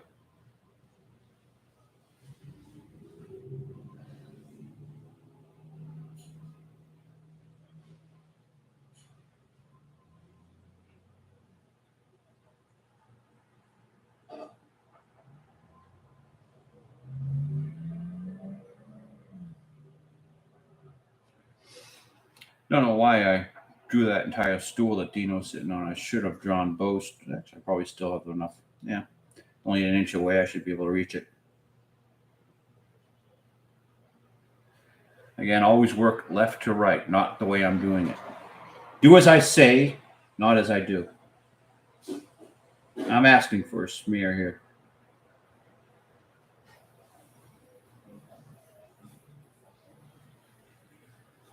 For sure, even if I touch that.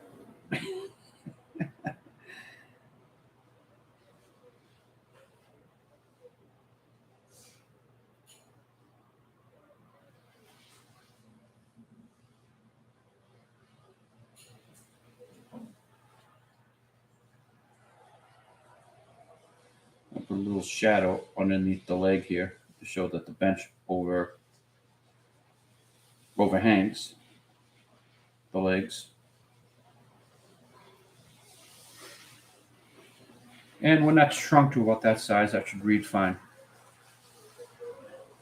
Now, Felicia can do her nose as just a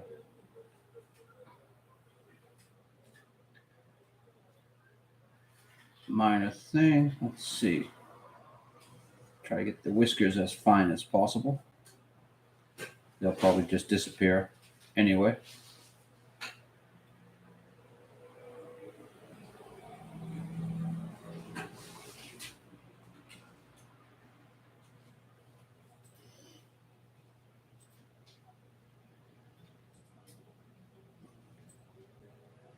But as a rule, you generally do not want to draw your characters this small.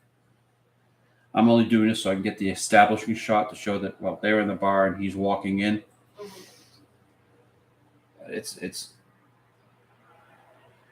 bad idea to ever draw your characters this small.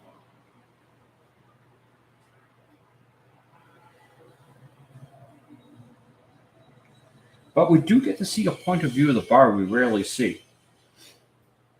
We're usually looking at it from that angle. Yep, spun around. It's good to get a different view of things. Make the chief Look at things from a different angle. make the chief colorist do more work. Yeah, exactly. That's always good.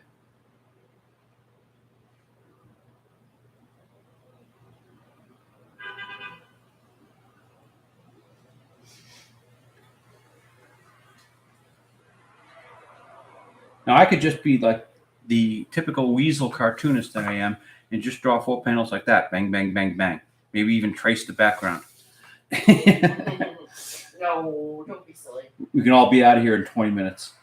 Don't be silly. Where's the fun in that? But you see, I'm enjoying myself so much. Mm-hmm. We will just let's do something cool. Let's do an angle we've never seen before.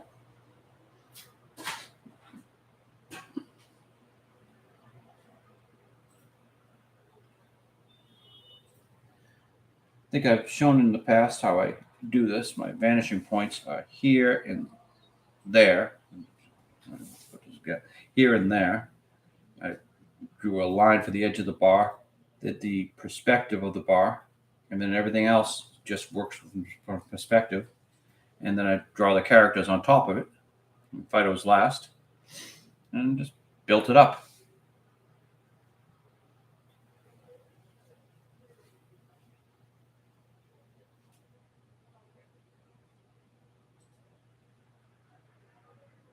And things don't have to be perfect perspective. There's got to be it sort of feels right.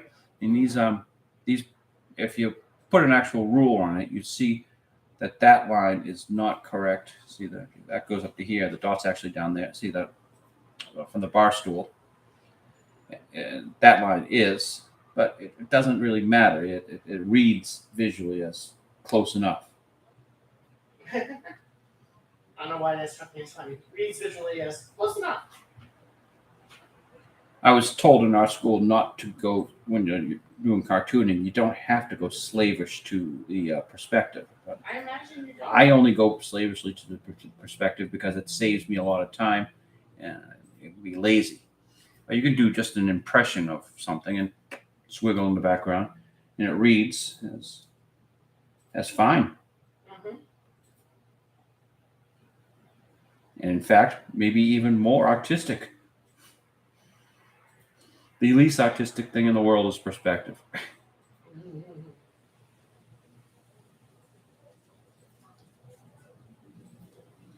But it's a great crutch. And I have Phydeaux's waggly tail here, as he's happy to have finished this important poll. Waggly tail. And I guess I can do the word balloon now. It's time for the word. No, I had not done this one because I knew their heads were going to be in it. I just didn't.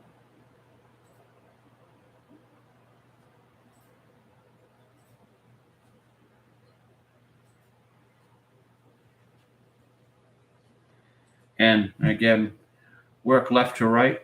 And I want to do another line up here, but then I'd smear that. So I'll have to do that later. And I stupidly work right to left.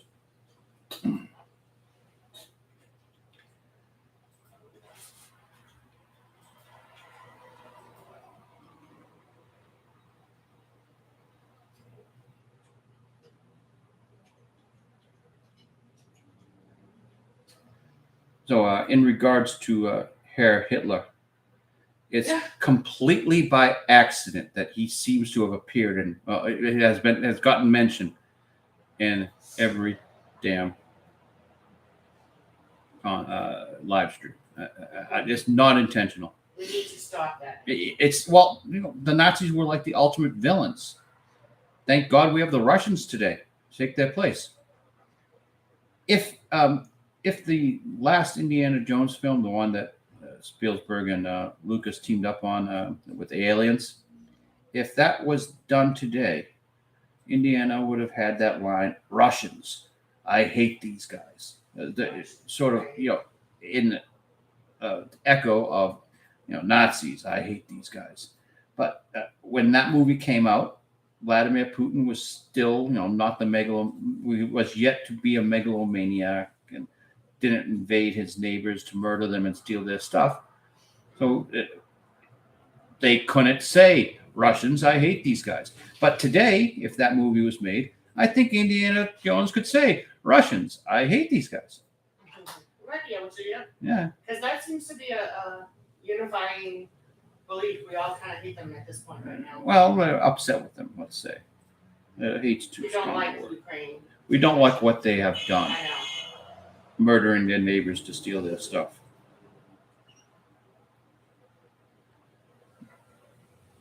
That's a bad thing.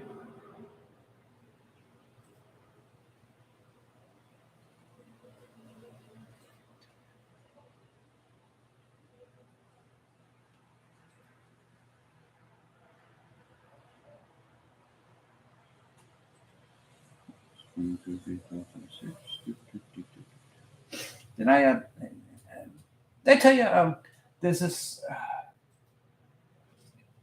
political commentator or actually no, he's bigger than commentator. He's like some sort of advisor. His name written down here. John Mearsheimer. No? Well, he claims, and loudly at that the United States orchestrated the Ukraine war. Ah. Really? Now, I'm thinking he's given us a little bit too much credit because I think Vladimir Putin probably had a little bit more to do with it than, well, Joe Biden. But hey, I'm not a brilliant political commentator like Mr. Mearsheimer. I think you call him Mearsheimer. Mearsheimer. I'm not the brilliant mind that Mr. Mearsheimer is. So what do I know? Good question.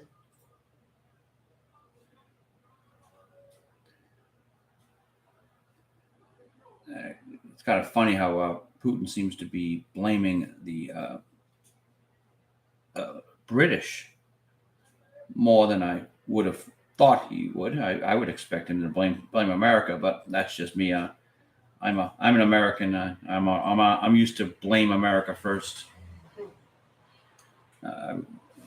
Being You're not used to playing Canada. being born in New England, I have a long history of blaming America. A New England accident. That's an accident. That's an accident. Yeah. That's not a New England accent. That is a Kennedy accent, which is not New England. What I'm doing right now is a New England accent, not what they do. I have a long history of blaming America first. That's how I've been raised. They taught us that subversive stuff in school.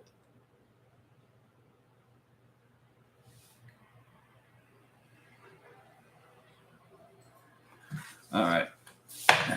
You did it again, Charles. You worked too far to the right. Work left to right. That way you won't smear, dummy.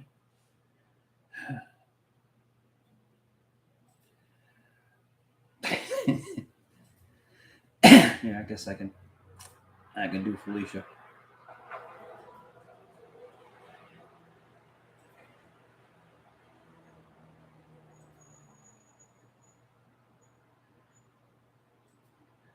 Okay, 3 whiskers on this side, 4 whiskers on that side. Got to keep the characters consistent.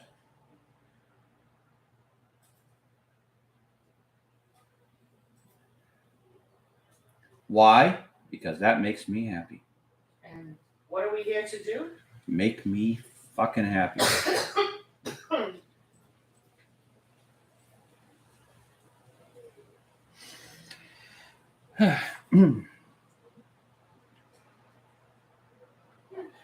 Oh, this new brush is working out pretty well. Able to get enough variation in line.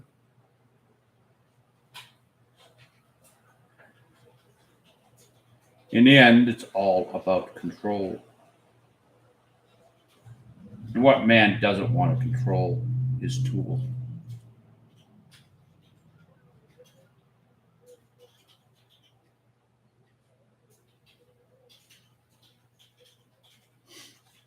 See, a poor craftsman battles with his tools.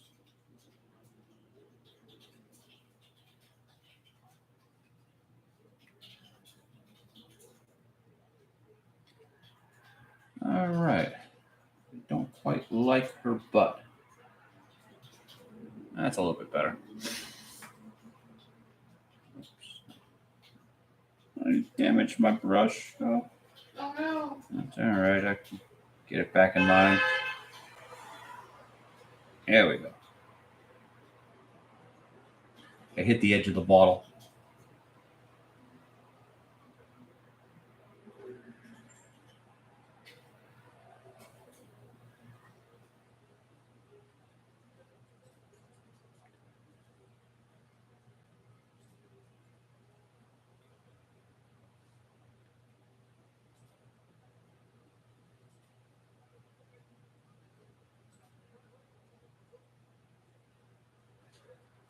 Conclusions are dogs are superior. Yeah, that's right. And of course, this pisses Felicia off.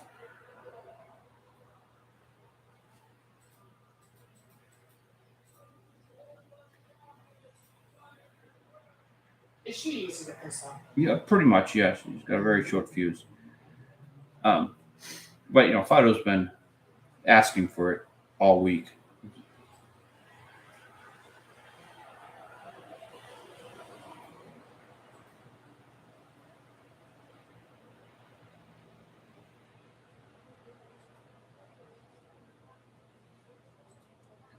And the tail's up in the air because we're making that doesn't look right. Yeah, a little better. He's making his point. Want the line a little bit heavier on his back. It gives it a feeling of weight. Looks better when it's shrunk. Now this is a close-up of both of them, so I can try to get in some of the detail I don't have to do with.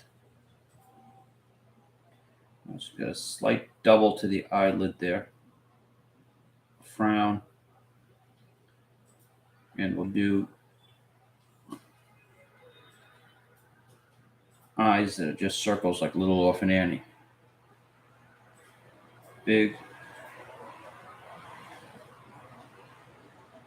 brow.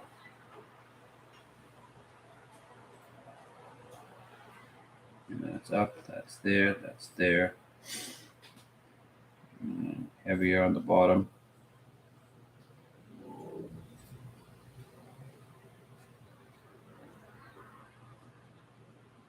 She has freckles. And 1, 2, 3. 1, 2, 3, 4. Not happy with number 2. There we go. And I wasn't going to do it, but we'll do a tongue. I've been trying to color them much lighter than I did before. Yeah, I don't like it when you get that shock of red, draws your eye right to it. And Yeah. Yeah. Well, I've been trying to just put a light color on. Yeah. Because I think the shock of white also would bring you there. But, Right.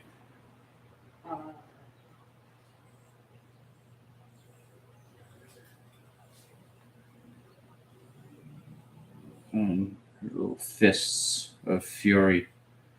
Murder paws. Her murder mittens.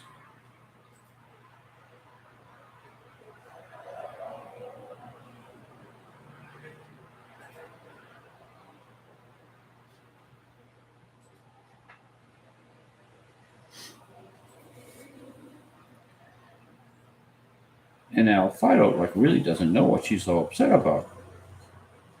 He's got this innocent look on her face, like, what? What'd I do? What?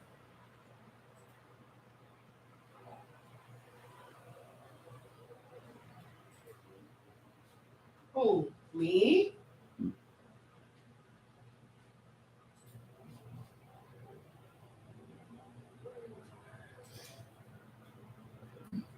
Itch break. Here we go.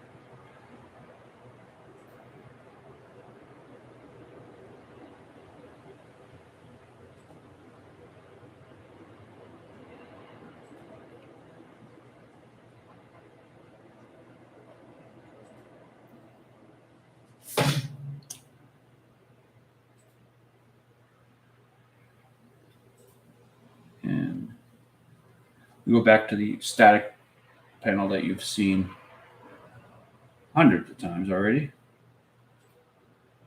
This is like the equivalent of the wall that Charlie Brown would lean against to talk to Linus. When Schultz didn't want to draw a background.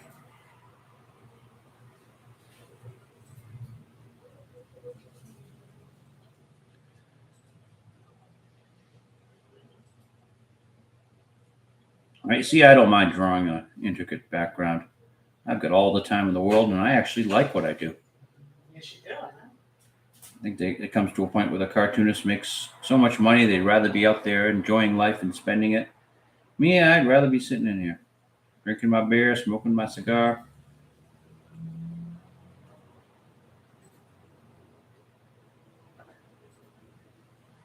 Drawing my dog and cat.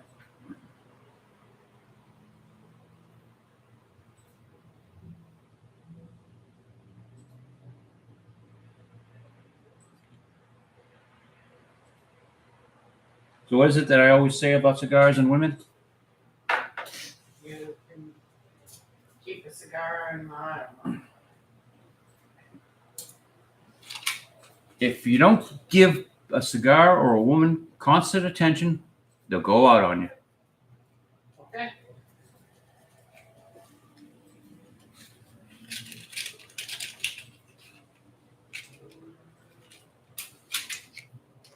Did your cigar go out on you, sweetheart?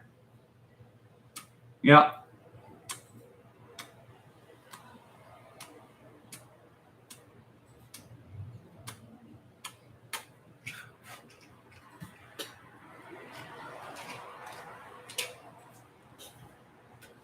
Now, where was I? Beer brick.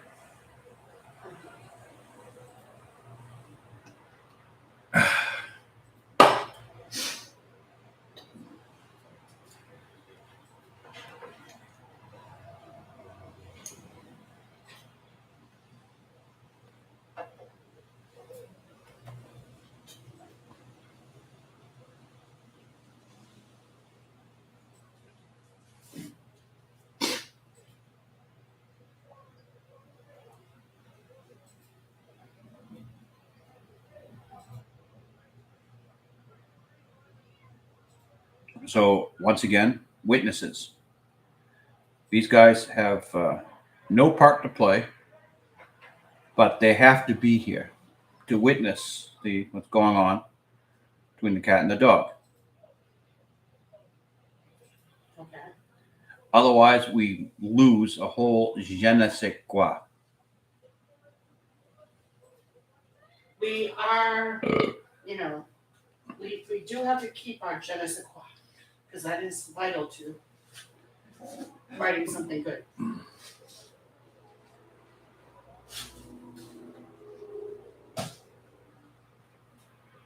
Yeah.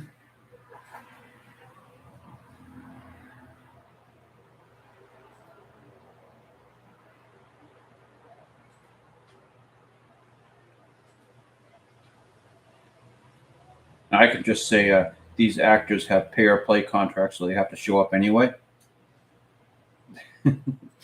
It's sort of like David Cassidy sitting on the couch in the Partridge Family. Oh. And there's a story going on in the show that Danny has done something. David Cassidy's not even in the episode, doesn't even have any lines, but they're dragging him into the studio. He's got to sit on the couch. He'd rather be out carousing or recording or doing a concert or anything. Well, we got you under contract, David. Sit there and shut up. Look pretty. You can just pull in a mannequin of me. Oh, pretty boy, get on the couch.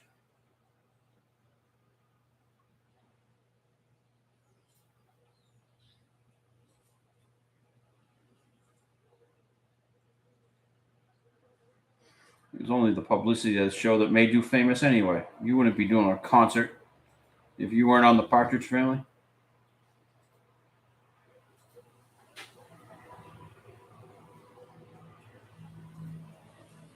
By the way, sing this bubblegum song for me, all right? Up, down, all around like a roller coaster. Uh-huh. Yeah, that's right, David.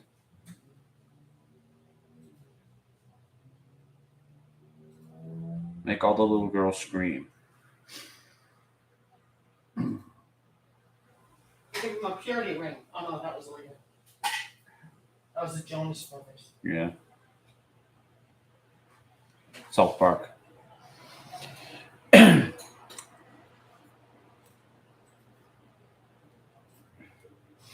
I hear that Matt and Trey are doing another film.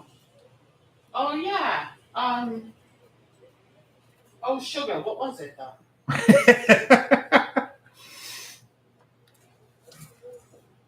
You don't remember either? I was half listening. Yeah, but it sounded interesting though. No, that was just the thing. It sounded like something I say, oh, why are they doing that? Look it up. I'm in the middle of something right now. Yeah. I was saying, all I remember is my first initial thoughts of, why the hell are they doing that?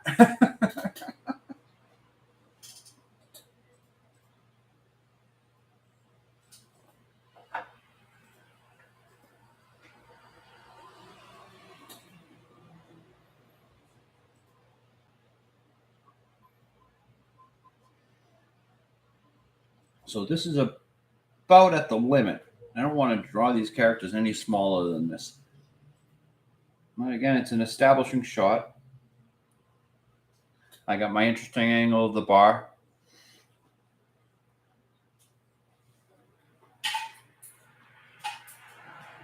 Enter stage right cat boss.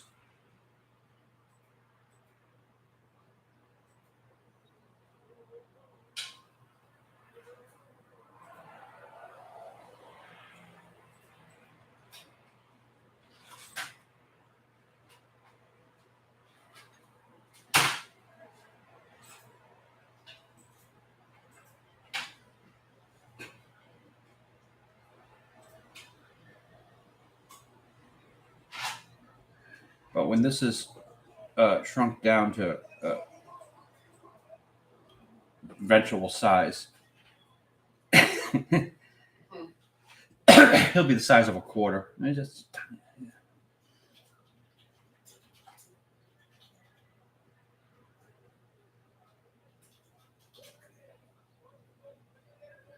but as long as it's recognizable as the character, we get away with it.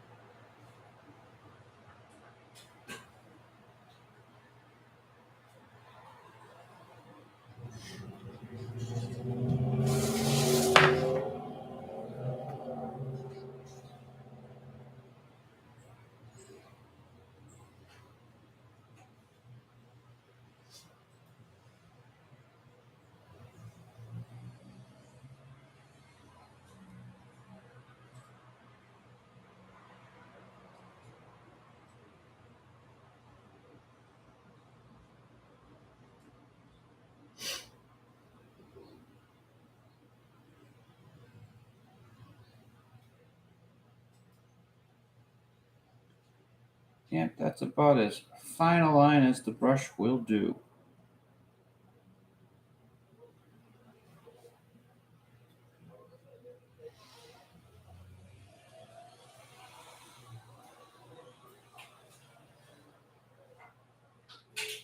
I can't find anything about it. Yeah. See, I limited myself to a thick brush so that I would not ever be tempted to draw lines this fine. And what am I doing? I'm drawing lines this fine.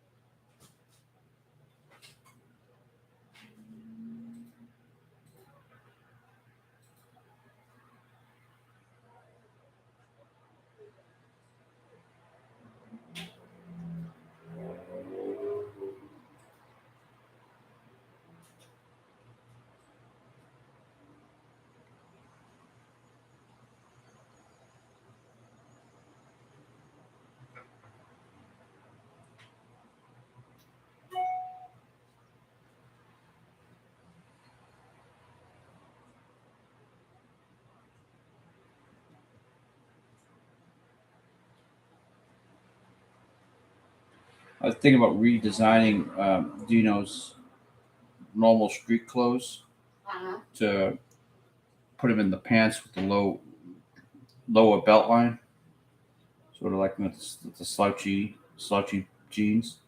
Oh, okay. Try to bring him into that demographic. As he is now, his usual street clothes are just sweatpants. Yep. And this winter, he might even have a hoodie. But the character is famous for going with just a black T-shirt all winter long. For reasons I've stated, the actual character he's based on did survive a New England winter without a coat. Some people don't feel the weather intensely. Oh no, he felt it. Oh. Don't get me wrong. No, he froze his ass off. He just never got it together to get a jacket, to buy it. It wasn't a matter of poverty. It just couldn't organize himself. I take it he had no lady in his life. At that point, no. He lived exactly like this character lived. Huh. He basically sleeping on Bo's floor. But Bo in this case was a 65-year-old man. You've taken a little creative liberty. And necessary because Yeah. I couldn't write for a 65-year-old man. I know. I'm too young, and you write what you know. Mm-hmm. If I can write a non-alcoholic beer drinking, cigar smoking, middle-aged guy With a loving wife. with a loving wife, and that I can handle. That I can do. Yeah. I'm about the most married man you're gonna meet.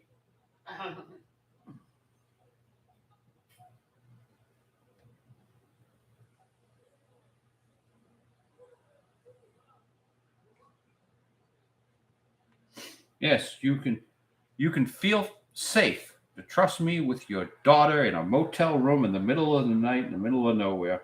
I am absolutely, completely trustworthy.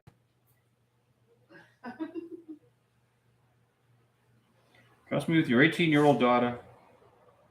I'm going any younger than that.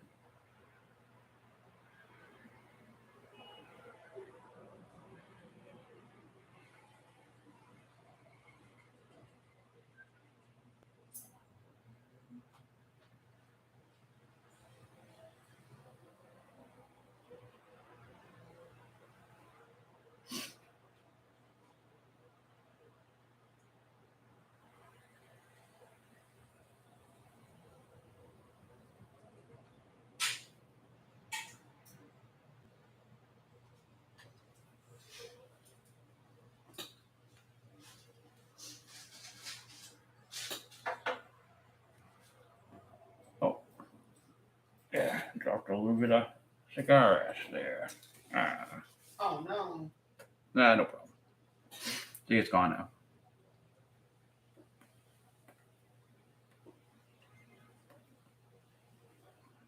Listeners, if you happen to see a hole in one of the strips in the future, I don't know where it came from. Even if he tries to blame the colorist. That's what the liquid paper is for. Oh, okay.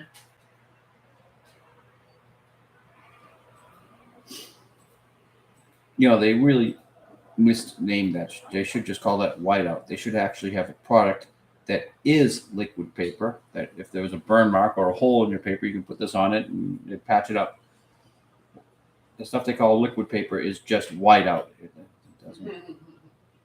It's not really liquid paper.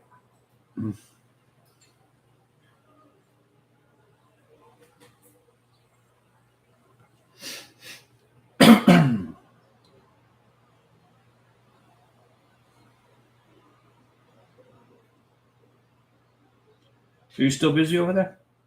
No, why? Could you look up what Matt Parker and Trish Stone are doing? I told you I couldn't find it. I can't find anything on You're it. not looking hard Charles, enough. I've looked at. You just don't care, do you? Oh my God! Shut up. You're just Stop. heartless, Stop. careless. Charles, stop. Oh, boo. Oh, that if I had a wife who would look up things. Charles, stop now. Me.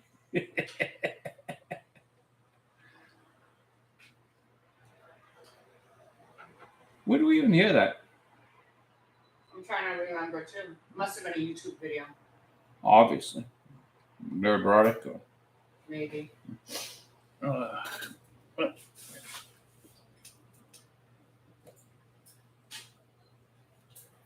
So to add to the catalog of horrible sounds. Ew. There we go.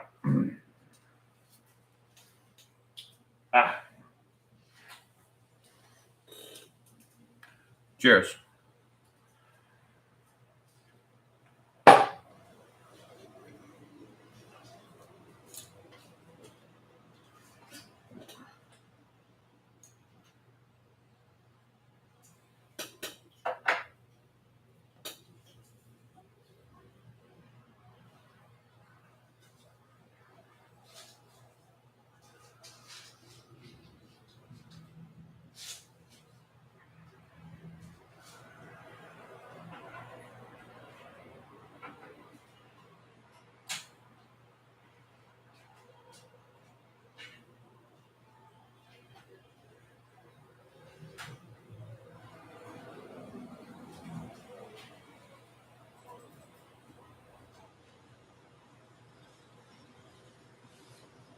And he knows t-shirts black.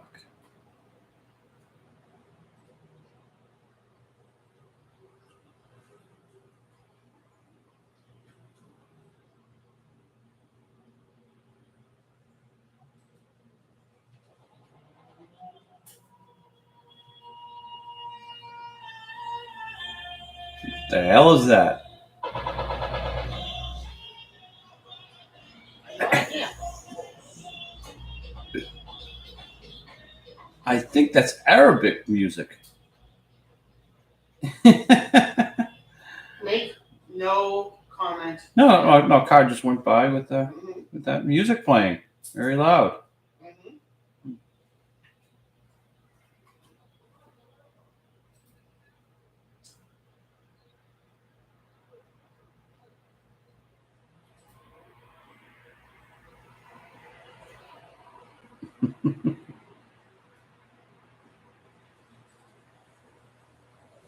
I guess it was music. It sounded like gunfire.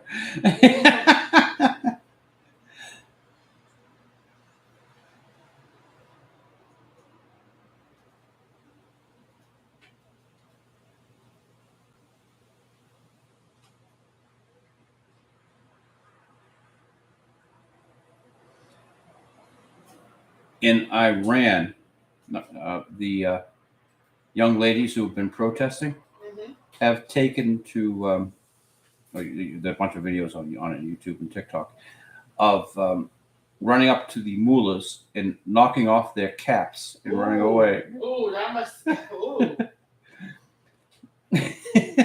They're very funny videos. However, I have a slight suggestion that might make your lives easier. There's a certain disguise that they want you to wear, head to toe burqa. Maybe you should be wearing those when you're doing this. I mean, most of these videos, people are dressed in like regular street clothes, whereby, it's not like these old men are going to be able to run and catch them, but they might be able to identify them. What you guys need is a disguise, and you have a culturally appropriate disguise at your fingertips. So, ladies of Iran, all behind you, I wish you well. Fight the power. But just hide better. Maybe. Well, come on, you got a culturally appropriate disguise that you're not using.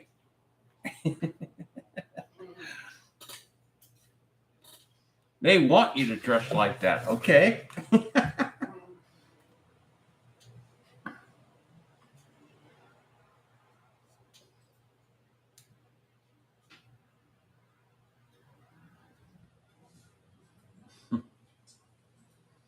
From now on, we want to no one can wear the burqa anymore. We want to know who you are. Okay, yeah. They'll have them wear like license plates. Oh Like little numbers on their front and back, so they can be identified in the burqa. I'm giving them ideas. I'm giving the Iranians ideas. Don't do that. Don't ever do that.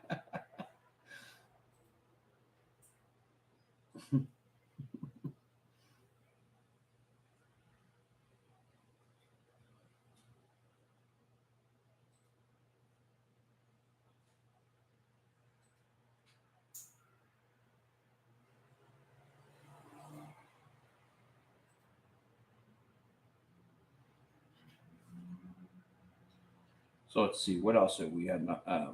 We've gone through Russia. Wonderful other things We've going on. gone through We've done Iran. Star Wars. No, we're on Revolution Watch. No, I know, but I'm gonna. So the last two countries on Revolution Watch: India. No, three countries: India, Italy, and China. Looks like the Italian Prime Minister is doing a fine job. Maybe she'll get the trains running on time. Little Mussolini reference there.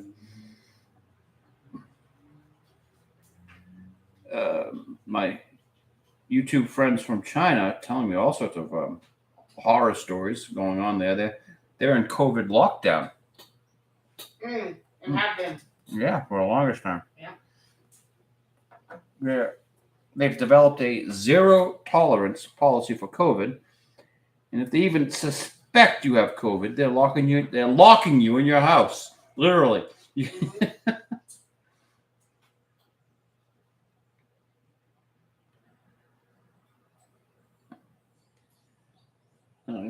I wanted to get someone to destroy their economy, I couldn't find a better way to do it. Good job, China. This'll work. Mm-hmm. Little Winnie the Pooh guy you got going there. But I still recommend China. What you need is a charm offensive. You have to go around to everybody and show how nice you are. And look, we make all these wonderful products for you. And we're not trying to take over the world. We're good people. We're not trying to take over the world. We're not communist assholes. And no, we're not going to invade Taiwan. No. Of course not. Please sell us some chips, Taiwan. Pretty please.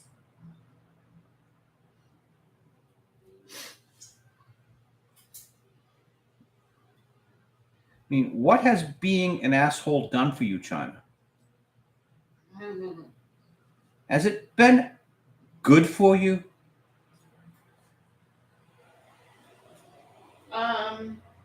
I wonder what the answer to that would be Hmm. from them. I would hope it would be no. I would hope they would recognize the truth.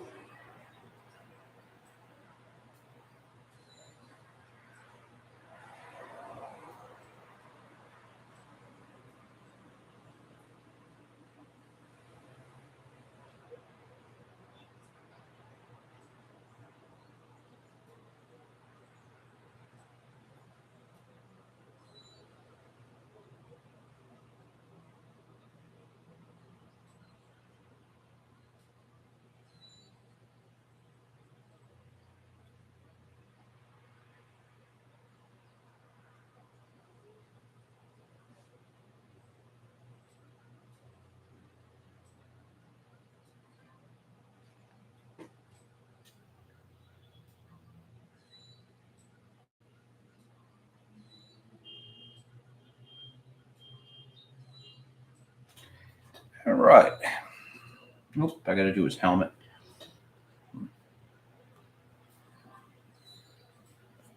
We originally had the idea the cat boss's helmet would just be this black thing. But if I draw it black, then you don't know what it is. It's just a blob. So in so many cases, I have to do these lines to see I line in his arm. So at least you know the arm is there. So you know the helmet is there. Okay. I'd like to draw Cat Boss's black suit here, but I'm dangerously close to smearing Dino here. I got to leave that for later. Let's get the helmet in. While we're thinking of it.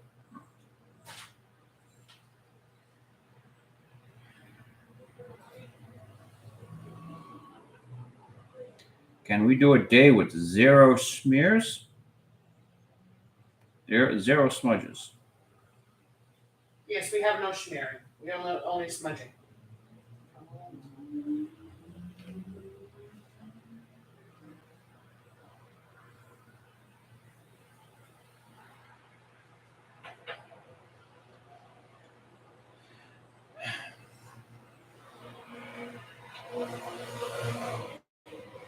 So I originally had him sitting on the stool, but he's too high up. So I had to redraw him in a kneeling position, which finally brings him closer to the height I want him to be. We're not making him look too big. Cat Boss has got to look small and cute and harmless. That's part of the joke.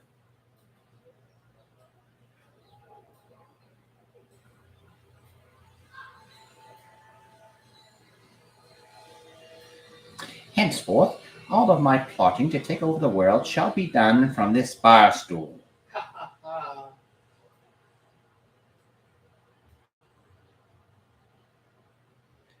How often do you see the word henceforth in a comic strip? Now, come on, really.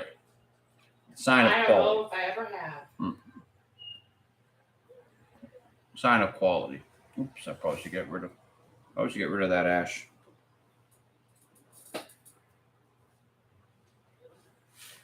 All right. A good cigar should easily be able to carry like an inch of ash before breaking off.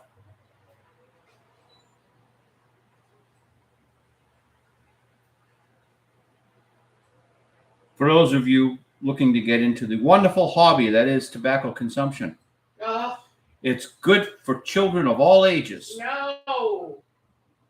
Bad cartoonist. Go lie down.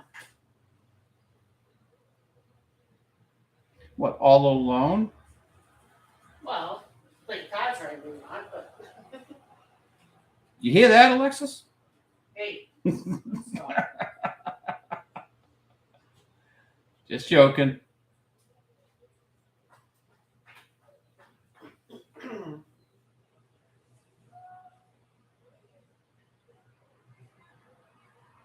Shout out to the fans. All right, we got him done. Final panel.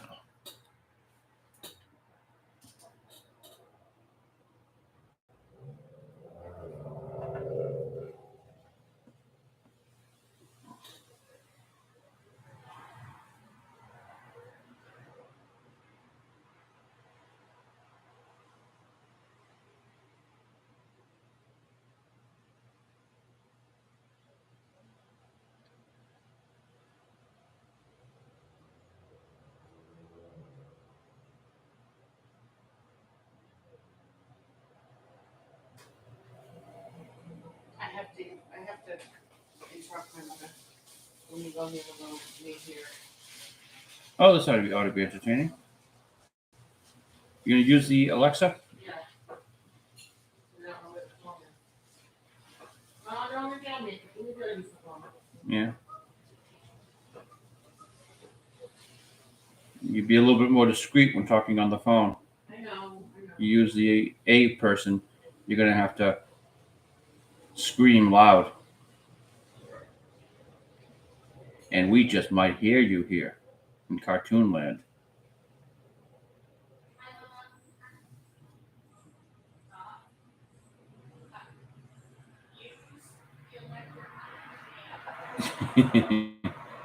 She's got one of those chairs that lifts her up, but she doesn't use it. So she's struggling to get up, struggling. You've got a power lift chair, use it.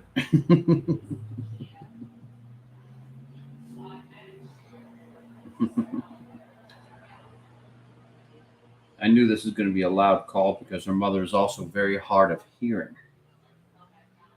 So you've got to yell any message you're sending several times because she can't hear it the first time. Maybe she'll hear it the second time.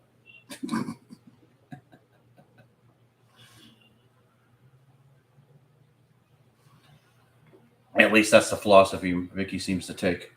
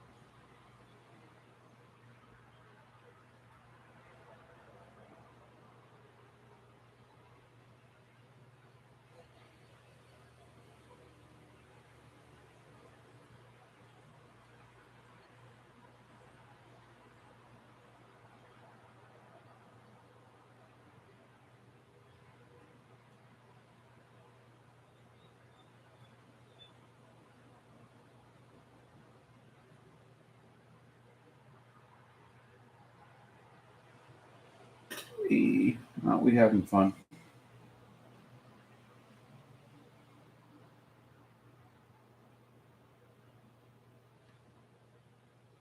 Now, how do we draw this black suit without it turning just into some amorphous blob? Leave a slight line right there where the arm is.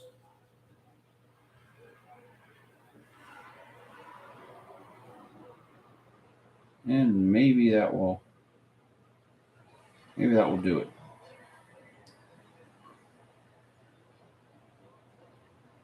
Yeah, he is sort of the man in black.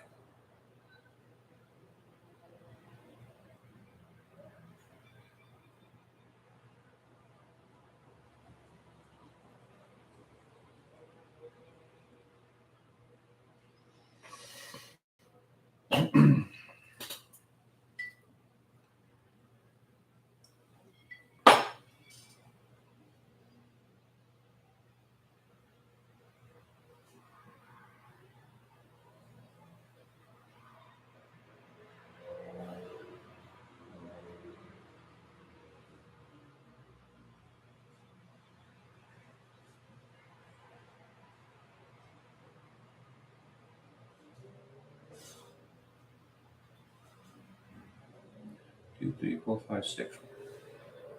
Amazing. Always works out that way.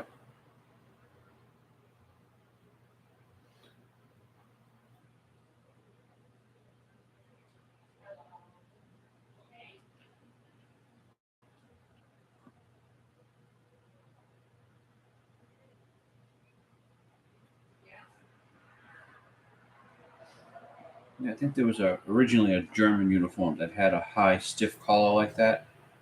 It was meant to keep people from, to protect your neck. This uniform does have a lot similar to uniform George Patton designed. for tanks. It was green and red, and a big golden helmet.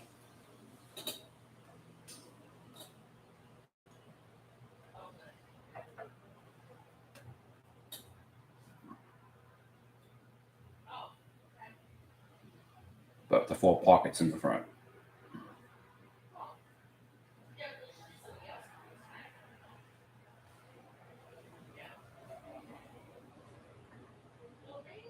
I'm no Hugo Boss, but I think it's a fine design for a henchman uniform.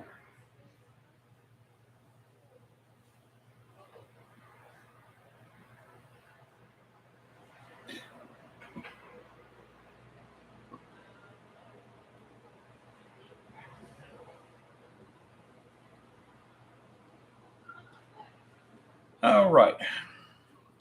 Let's put that sucker aside. Off to dry. Oh, I still got to do that.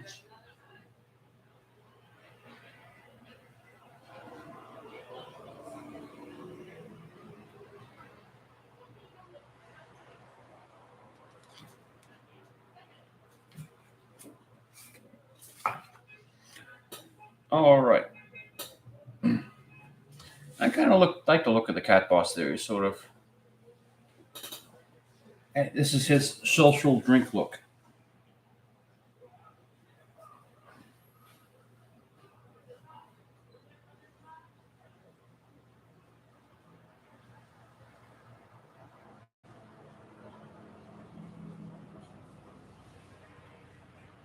You really can't draw too much expression on the Cat Boss, but I think I've got a sort of smile here.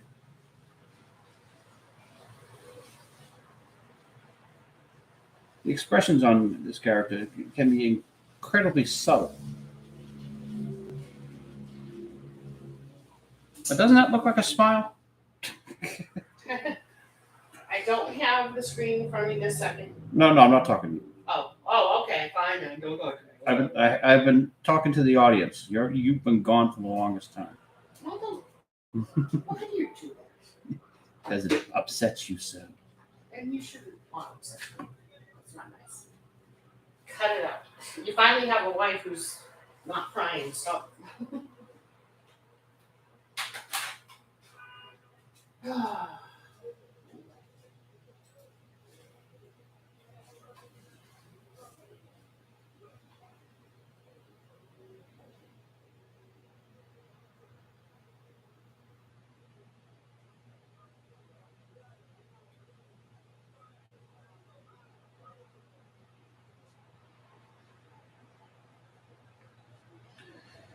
But yeah, the way the Cat Boss is designed, it should be next to impossible to do emotions. Yet, I think I pull it off sometimes.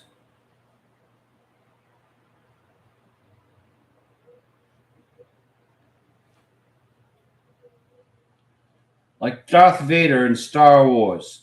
You really couldn't tell what his emotions You were. had to get But- one more Star Wars in, huh? But a good enough actor able to just get the body language right. David Prowse really wasn't that good enough actor, but oh well. James Earl Voice. Jones's Yeah. voice was enough of an acting. No, just call him James Earl Voice. That was fine. Did I just call him James Earl Joyce? Voice. You. I know. Yes. You were heading for James Earl Voice because you were cutting your sentence off. You were just going to say James Earl Joyce's voice. His voice. But you his just, voice is enough acting. He can act with just his voice. no, you could back then. He's Well, he's also getting 105 now, yeah, so I mean, his voice is starting to get out on him. yours would too if you were his age.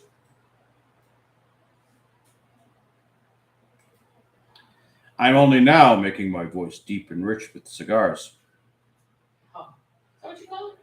Mm-hmm. Okay. Yeah, sure.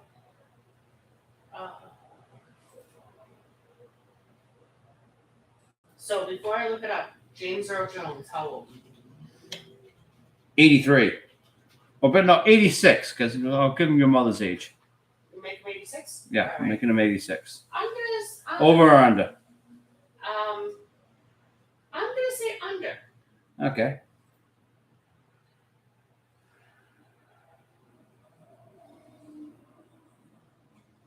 Oh, What do you I got? was wrong. What do you got? Mr. James Earl Jones is 91. Wow. I know. I was going for young. I was almost off 10 years. I was going to say 81.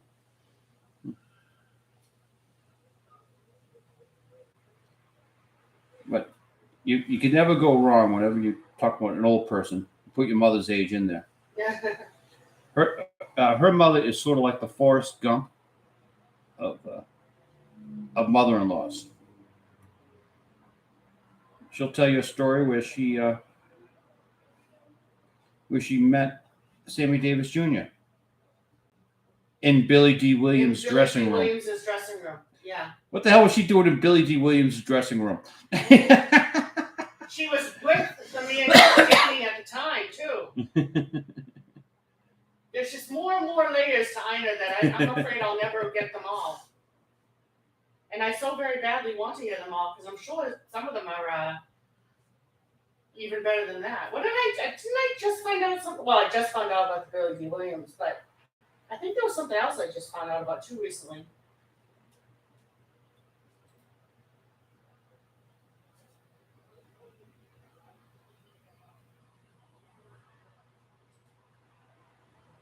So, James Earl Jones, not very long ago, well, long enough ago, I guess. Mm-hmm.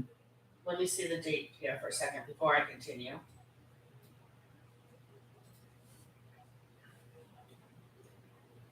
Excuse me. I only know the guy from Dr. Strangelove. And that's Darth Vader. Oh, he played Darth Vader too. I thought that was David Prowse. Well, he was the voice of Darth Vader. Okay, James Earl Jones in 1982 married a woman who was 17 years younger than himself. She died before he did. Old age? Well, 62. No, so not really old age. Yeah, no, it's old age. No, Yeah. it's not. Speaking as a man who's closer to 62 than you would like to I'm admit. middle aged. I know. Forgive me if I'm wrong, but was it James Earl Jones that had some sort of family romance? No, it wasn't him. It was Oh no, it was Morgan Morgan Freeman. Freeman. Yeah, okay, all right, yeah. Yeah. That's completely okay. horrible Morgan racist. Freeman. How old is he? 86. I'm gonna because of the James Earl Jones thing. I'm gonna say older. Mm-hmm. Yeah, he's older than James Earl Jones. I know he's 112. Yeah, he's much older. He's well, we take out old actors. No, Oh. hold on one second. Uh-huh. Mr. Morgan Freeman is only 85. Oh wow. Just turned 85. In Yeah. fact. See, you know you're an old actor when they have you play God. George Burns played God. Morgan Freeman plays God. Yeah, but he's been playing God since he was like 40.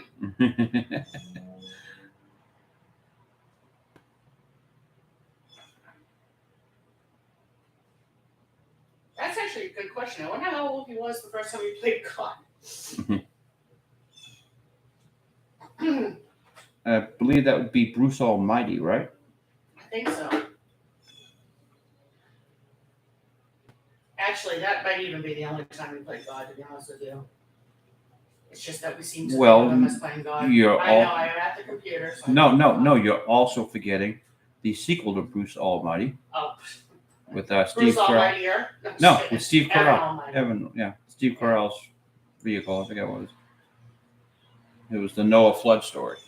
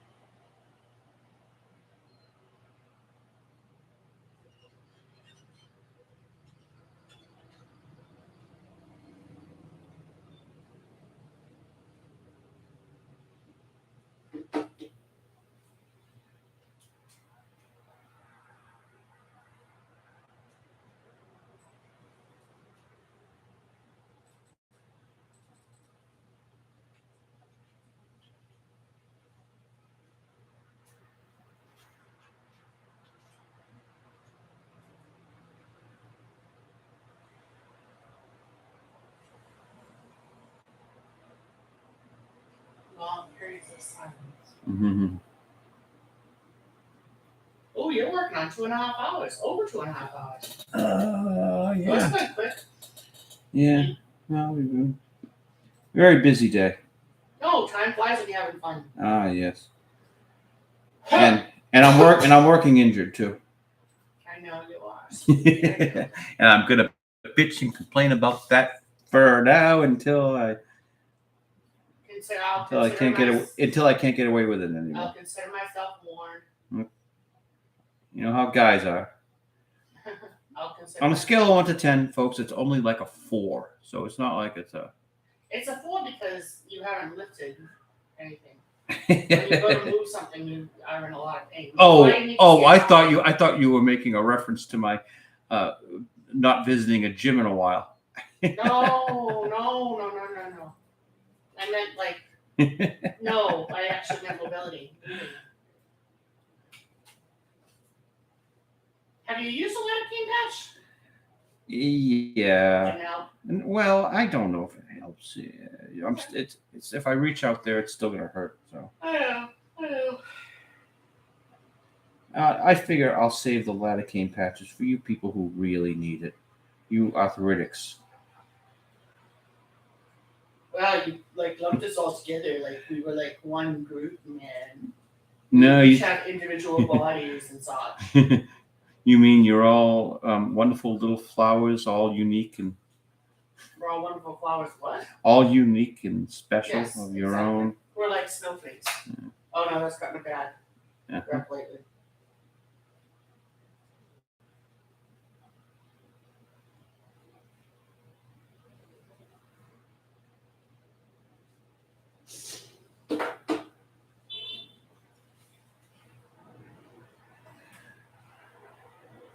You got a brush going. You can actually pick up some speed.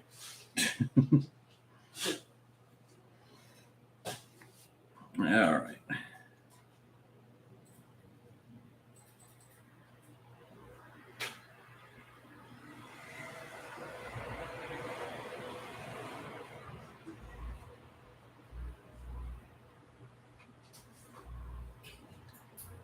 I love it when he shuts up.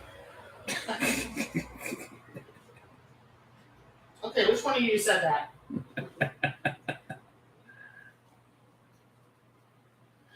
Oh, hey, since I'm thinking of it, anyone out there who's listening, on YouTube, if you would just hit the like, subscribe, and all that stuff, apparently, according to my statistics, less than 20% of you Oh no. are actually hitting the like and subscribe buttons. It'll really help my algorithm. I mean, come on. Don't you want to be cool like everybody else and say, hey, look what I discovered, this fantastic comic strip that nobody knows anything about? And this guy is really cool. And it's funny. Yeah. Look how great I am. I just discovered this thing. That could be you. Just think.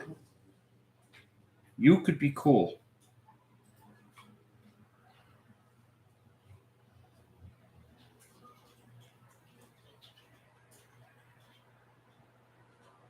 While you're at it, hey, why don't you visit Patreon? You know, there were these people in Italy during the Renaissance called the Medici, and they actually gave Michelangelo money so that he could do all his artwork. They were called patrons of the arts. Hence the name. Wouldn't you like to be a patron of the arts too? How about like 50 cents a day? What you'd pay to feed a Somalian boy. And 100% of the money does go to the arts fund.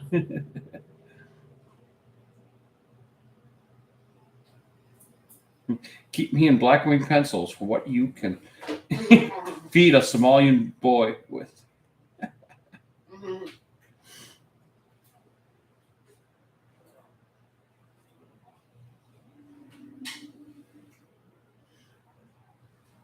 But it'll help with the YouTube algorithm. Get this Well, it out. looks like a couple of your friends have said that they already did like it. Oh, cool.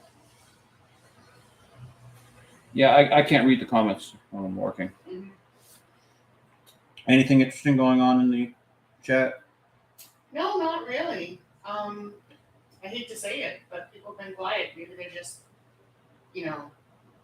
deep into your voice.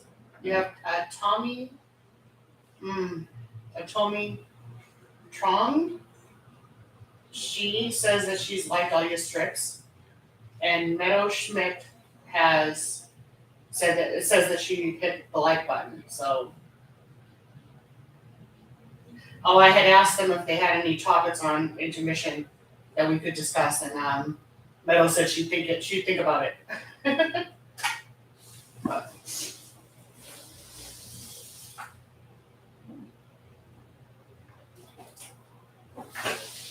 Alex just made a remark about how, it's not work if you love it kind of thing. So you're busy, but it's a good busy.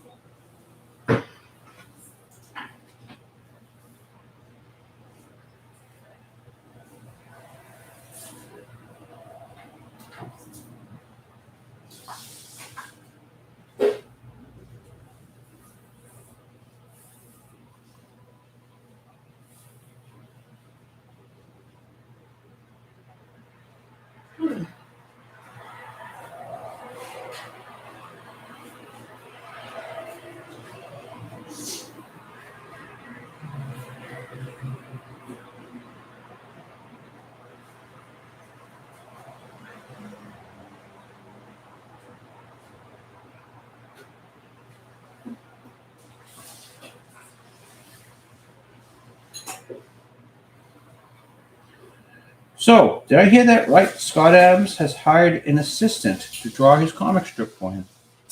Yeah, that's what he was saying. Was that it must have been. That was a recent video we were watching, right? Not to beat up on Mr. Adams, but I pledged to my audience never to hire an assistant to draw for me. That's right. I'll hire an assistant to clean my toilet for me. We could use a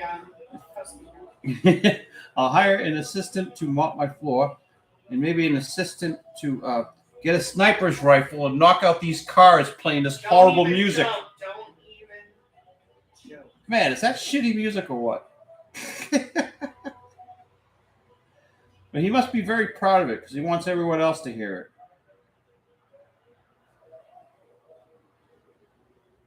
Man.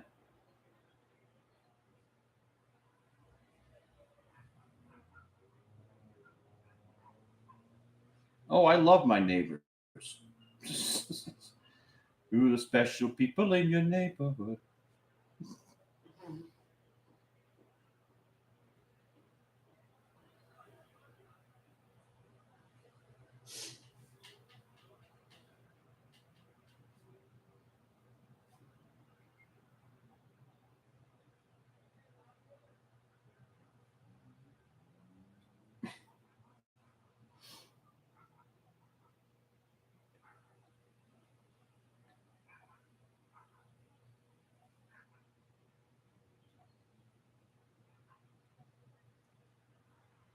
I just can't believe anyone likes that.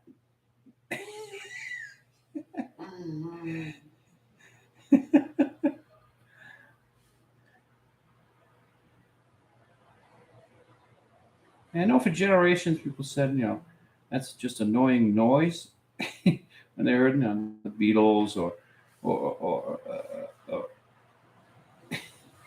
Brahms. Or You're showing your age, honey. No. What I'm saying is, back in Victorian times, I'm sure. Oh, that That's glass right. harmonica is. You're showing horrible. your age. Those young kids and their new music. I don't think that's new. Oh, okay, that might not be. Certainly is horrible.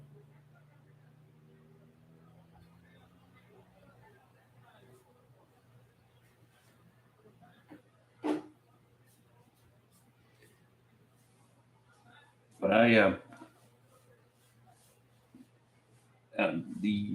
the earliest formations of my childhood, when I was but a mere youngling, the disco music was very popular, and I didn't really like it all that much. It wasn't my sort of thing. But yeah, the neighborhood was definitely hostile toward disco, and if you were even in the vicinity of that music playing, you were persona non grata. You really hurt your it really hurt your reputation, as it were. They might even use particular prerogatives that pejoratives that you can't politically use to socially incorrect prerogative that you can't use today. I won't use them, of course. Usually relating to someone's sexuality. It was a big thing not to be seen like that. But today, who cares?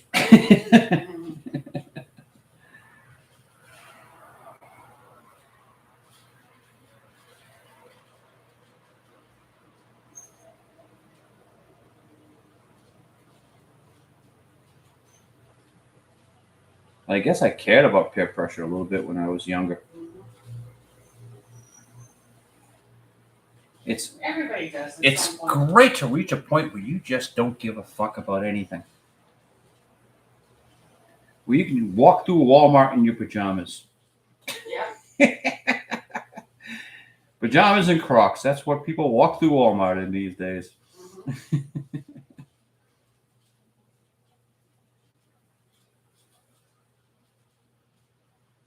I didn't start wearing my pajamas until I went through alcohol rehab.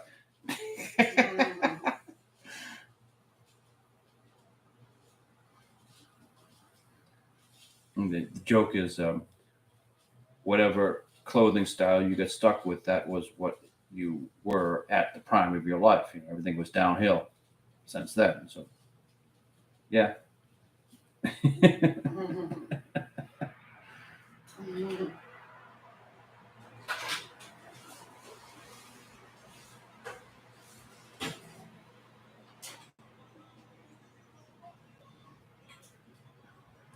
One of the great things about being a cartoonist, no dress code. Yes. Don't have to wear a uniform. An apron. A tool belt. Although I think a tool belt would be kind of cool. Yeah. Tool belt might be, yeah. Tool belt would be useful. Although I'm sitting down, you don't really need a tool belt. I'm thinking like side saddlebags. Oh, okay. That would work better.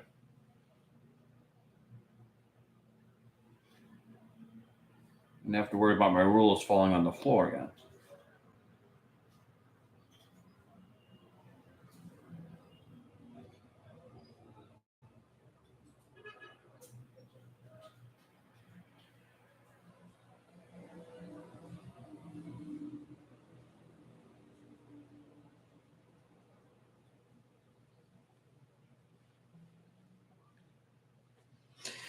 Hadn't noticed it, but Bo and me are kind of close here, aren't they?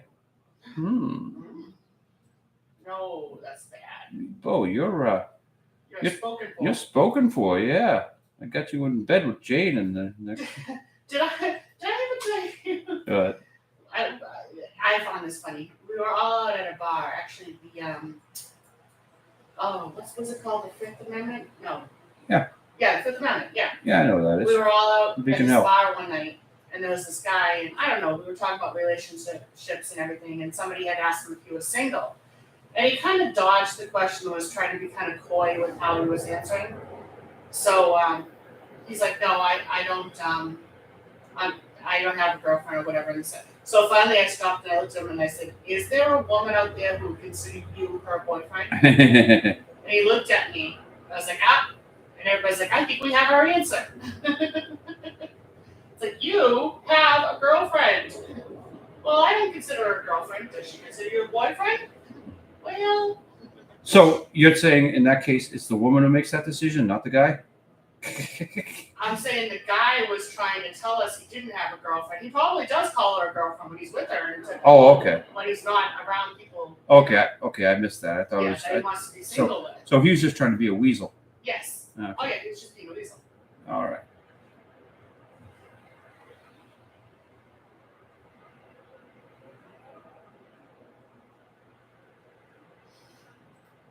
Gee, what was the mistaken statement I meant when I first met you? Not married, no kids, no girlfriend. Job. I don't know. You said a bunch of things. Bing, bing, bing. You said a bunch of things you're probably regretting. I said bing, bing, bing. And then her girlfriend blocked the back door. One girlfriend blocked the front door, and Vicky boop, plops in front of me. And I'm like, I gotta go. Well, that's probably a good time for me to say I gotta go. Oh, that was a nice segue right there. Yeah, we're gonna put the bottle back on the ink. And hope to see you again here next week for the greatest job in the world.